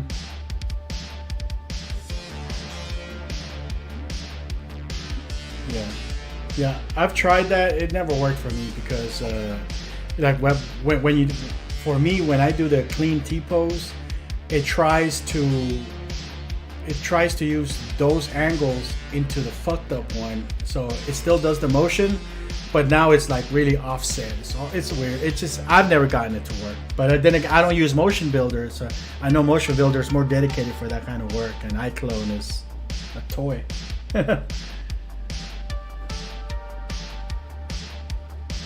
Mm.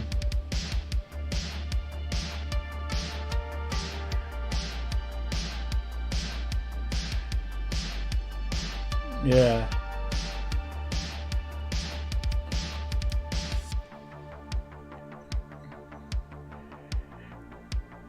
Got a comment. There's a comment from Martin Stewart on your chat. What do you think of Cascador's idea of cleaning up mocap, selecting some key poses from the mocap data, and then interpolating the physics in between?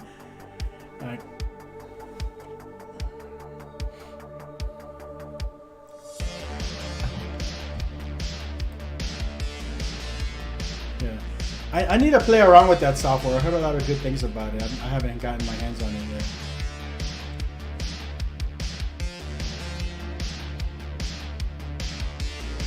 Mm-hmm.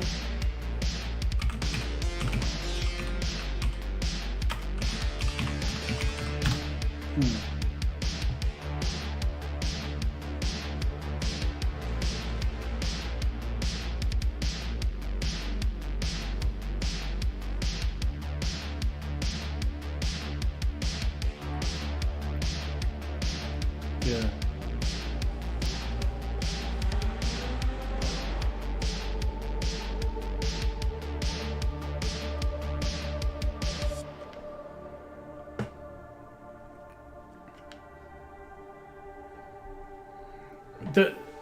But does it work with like motion capture data, or is it like, or you got a keyframe stuff?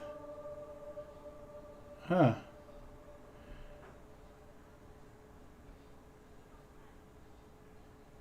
Yeah. Oh yeah.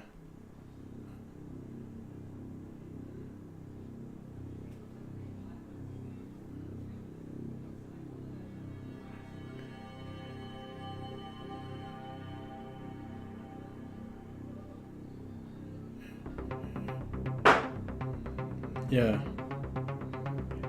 It guesses what you're trying to do. Yeah.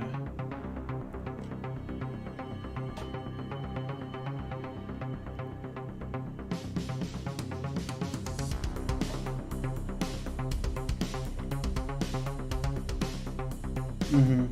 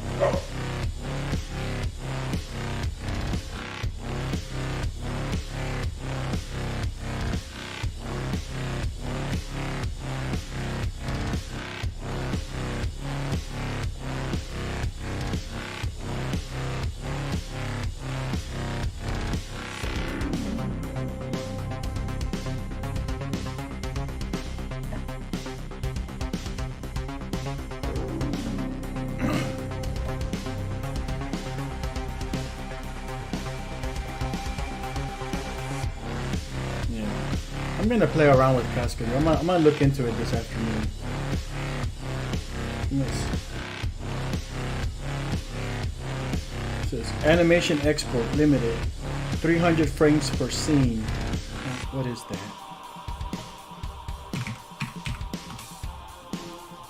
Let's see. 300 divided by, let's say I'm working at 24 frames per second. So I can only work with 12 seconds at a time. Off the bat, something I'm really interested in. Might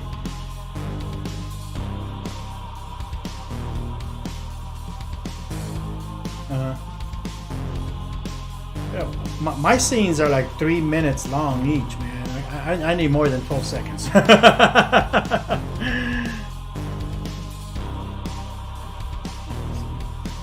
Pro, let's see, $30 a month. Okay.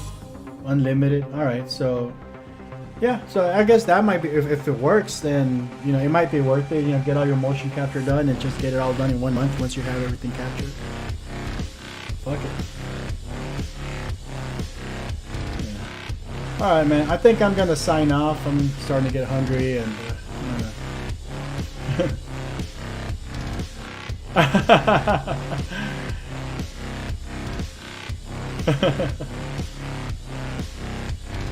Let's take a look at your scene. Let me see.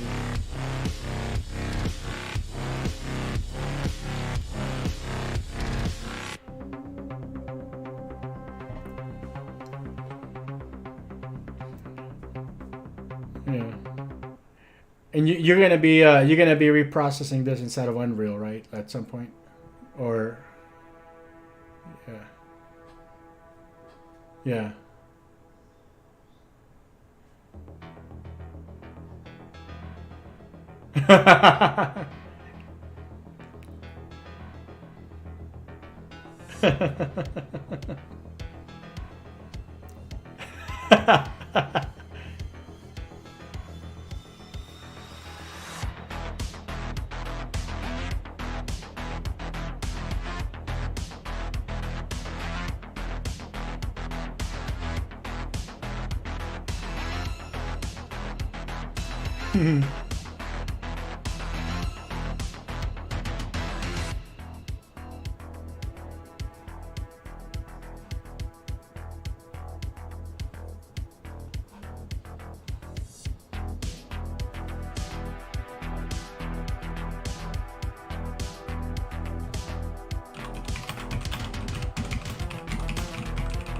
Wait, I'm not seeing it. I think it's on a different monitor. Different monitor, probably. There it is.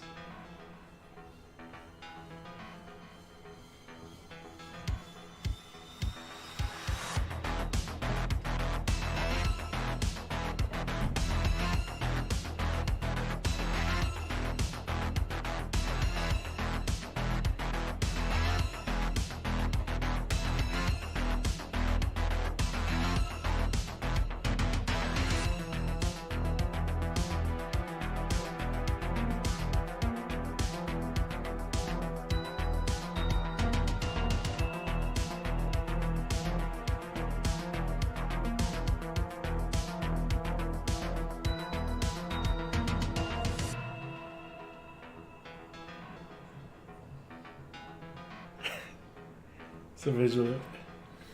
That's some. That's some Reallusion bullshit. If you look at all the mocap demos from Reallusion, the facial mocap stuff, they obviously put a lot of time and cleanup and everything to render it out, and then they'll go back after the fact and lip sync and like do their motions based on what the animation is, and that's the video they'll use to compare it to make it look like they captured it like that. It's like, dude, there's no way this shit's gonna captures all that data perfectly like that. It's like they're clearly performing the motions in reverse. They did that. They did the mocap first, cleaned it up, and then they got in front of the camera and like are doing what the motion is doing.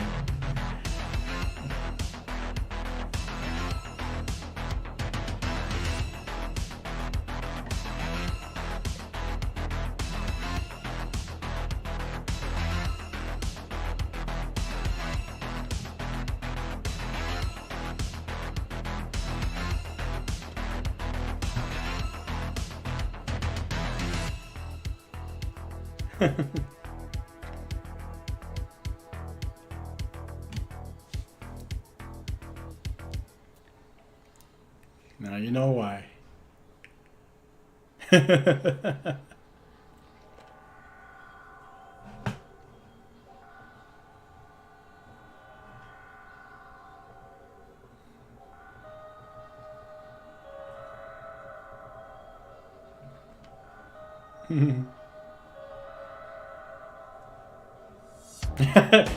He's a fraudster, sir. He's a fraudster.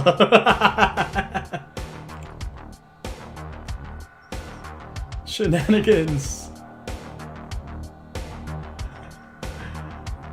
He's a shenanigans perpetrator.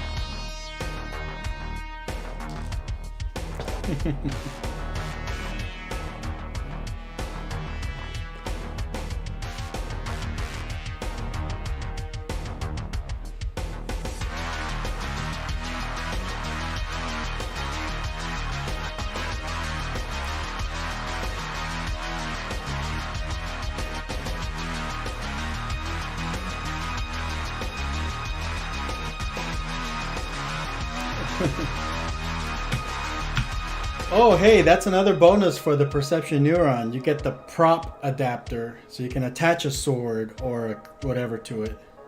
Yeah. And yeah. The Perception Neuron 3 doesn't have that. Nope. I don't know. Too much. I don't know. Too expensive to make. I don't know. But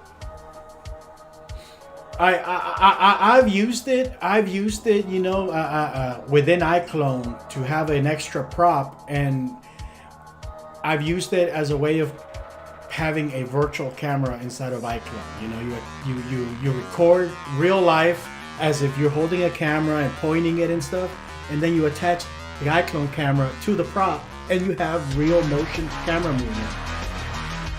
So I've used the hell out of that little fucking prop cable.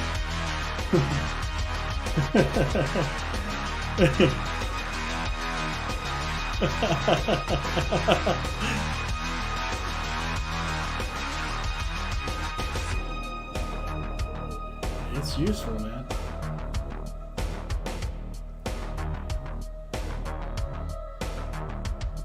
I mean that's the best way to get like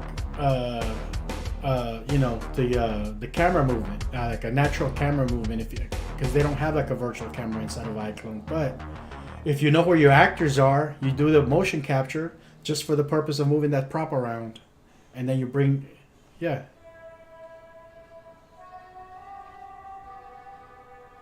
Oh yeah, yeah. Unreal. In iClone or in Unreal?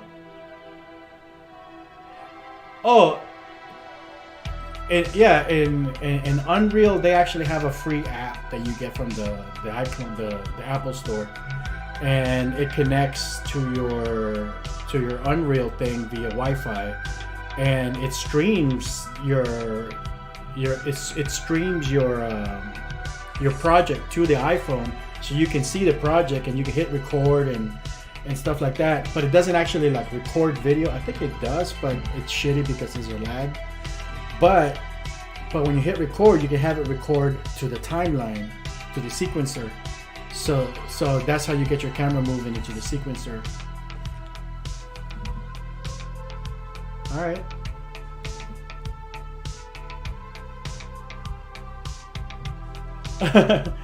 All right, man. It's been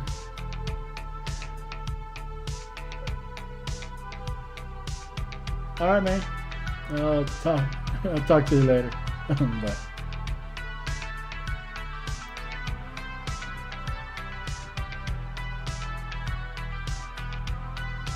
All right, folks. Anybody who's still here on my side of the channel, thank you for chilling with me for a little while. I got actually a pretty good conversation going towards the end there. But I'm going to end it, and I'll probably be back later on. I think I'm going to, now that I have the workflow pretty much worked out for creating storyboard panels using Stable Diffusion, I'm going to put together a formal like tutorial or guide or something that kind of demonstrates it. And I might be actually uploading this control rig model to the Reallusion Marketplace, so anybody wants to, you know, work with this particular workflow, or you know, have an easier time posing your Stable Diffusion characters. You can do it through iClone now to make use of all those Mixamo animations and character core and all actor core stuff in your Stable Diffusion stuff. All right, till next time, I will sign off. If I can find the